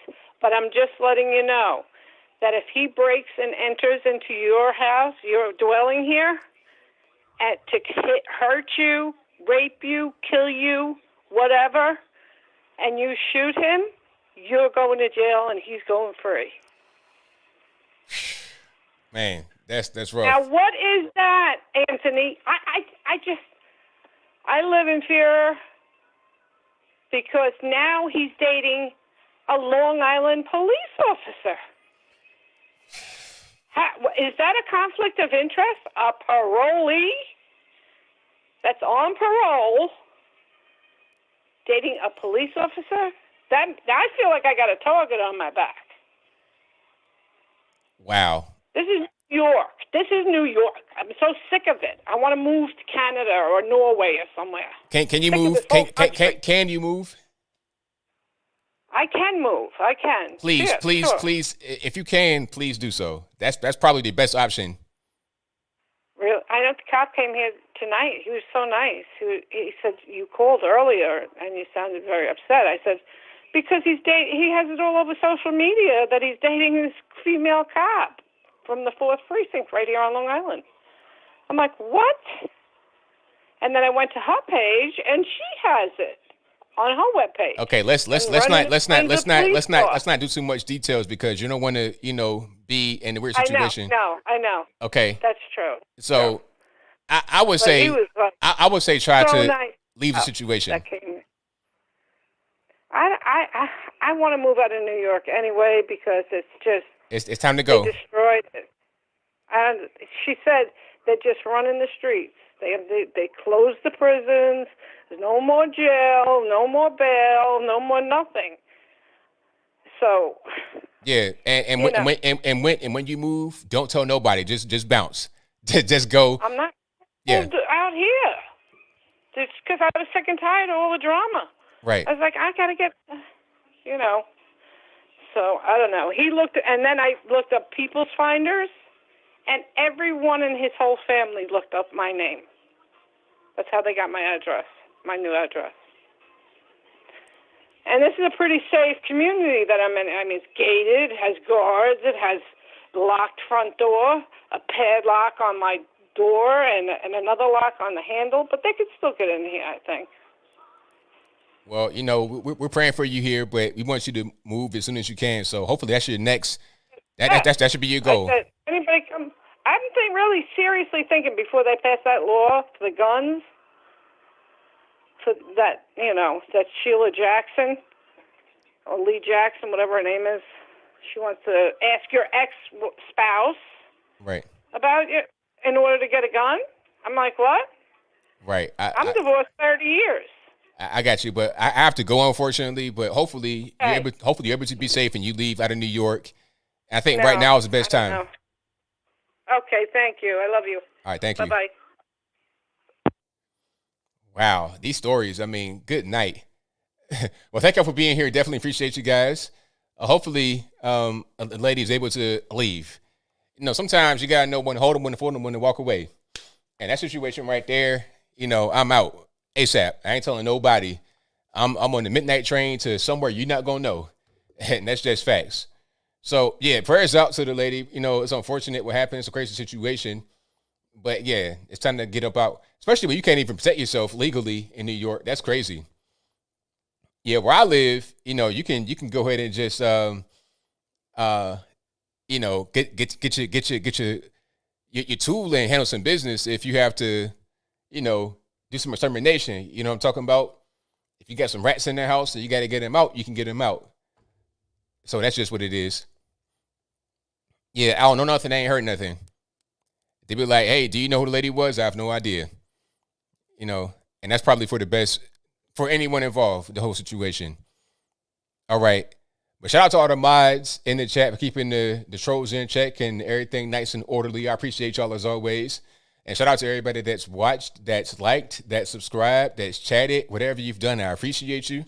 I got super chats on deck. I'm going to read those right quick, and then I'm going to go ahead and wrap it on up, put the bow on the top. And thank you, Mixed Girl POV, for the You Are Amazing emoji. I appreciate you 1,000%. And let me see, where we going right here? Shout out to Darlene, who says, telling like it is, HWs are a joke. Let me see. Shout out to Amy V, who says, try to move to Canada tomorrow, then caller. You still got to apply here, then wait. Check in my head. Is it okay with other countries but not U.S.? Exactly. They get to Wendigo Smith, who says, lots of Americans retired to Mexico because it's cheap. Now, I'm hearing right now people are moving to Mexico is like a different state. They're going from New York to Mexico just to live. You know, it's so crazy in New York, they leave and they're going to Mexico, which is also crazy depending upon where you are, but that's a different story. Shout out to You're So Cool 23, who says, ABL, tell Ivan, you're supposed to seek asylum in the first country you come across, not the one you want to be in because it's the best. That's all. Exactly. Boom. Thank you to Zine, who says, ABL for Mayor of London. Thank you. I appreciate you. Thank you to Chet for your donation. Shout out to Amy V, who says, Miss Picky got canceled. Newton's Law changing the name. Dove products will no longer be called normal. Columbia University offering segregated graduation ceremonies. So many cancels, so little time. Yeah, you're right about that. Shout out to Matthew, who says, shout out to my fellow Canadian caller. He's not kidding about people walking on eggshells. All thanks to our dear leader, the prime feminist of Canada. Hilarious. Shout out to MAF Productions Reactions Partner, who says, thoughts on the Michigan mayor possibly getting charged nursing home scandal. I've not seen anything about that one. I need to look it up. Thank you for your donation. Shout out to Tom S., who says, the royal family is what happens when you spend 1,000 years on welfare. Wow. Charles, that's a very good point. I like that one. Charles says, Michael Obama is a retired NBA forward courtesy of Jericho Green. His husband, Conrad Barry Sortoro, must be ashamed. Shout out to Pray As One for your donation. Thank you. Thank you to McLevins Eugene for your donation. Shout out to Jamie Fain for your #1 fan emoji donation. Shout out to a bunch of stars in the row with no name for the #1 fan emoji donation. Thank you to Angel, who says, great show, ABL. Thank you for that. Thank you to Bryden Phillips for your donation. Shout out to Buck vs. Windshield, who says, a liberal tip me $10 a day, so half is going to you. Keep it up, ABL. Thank you for that. I appreciate you, boss. Thank you to Big TW707 for your donation. Thank you to Mari Speaks the Beast, who says, I bet if Chauvin walks free, there will be no national riots because Trump is out of office. The Democrats will give Biden Harris a pass on the verdict. You know what? I'm going to keep an eye on that. That's a very good observation. I'm going to keep an eye on that because who are you going to blame? If Trump's not there, who are you going to blame? You're just going to go out there and act up? I'm seeing some chatter about them trying to go out there and do some things if Chauvin walks, but it might not happen because there's no Trump. Very good point. Keep an eye on that because BLM seems to rear its ugly head right around election time. All right, so we'll see how that works. All right. But that's all I got for tonight. Thank y'all for being here. If you enjoyed the show, give me a thumbs up. I will see you guys again next time. So until then, y'all be safe. I'm out. And peace.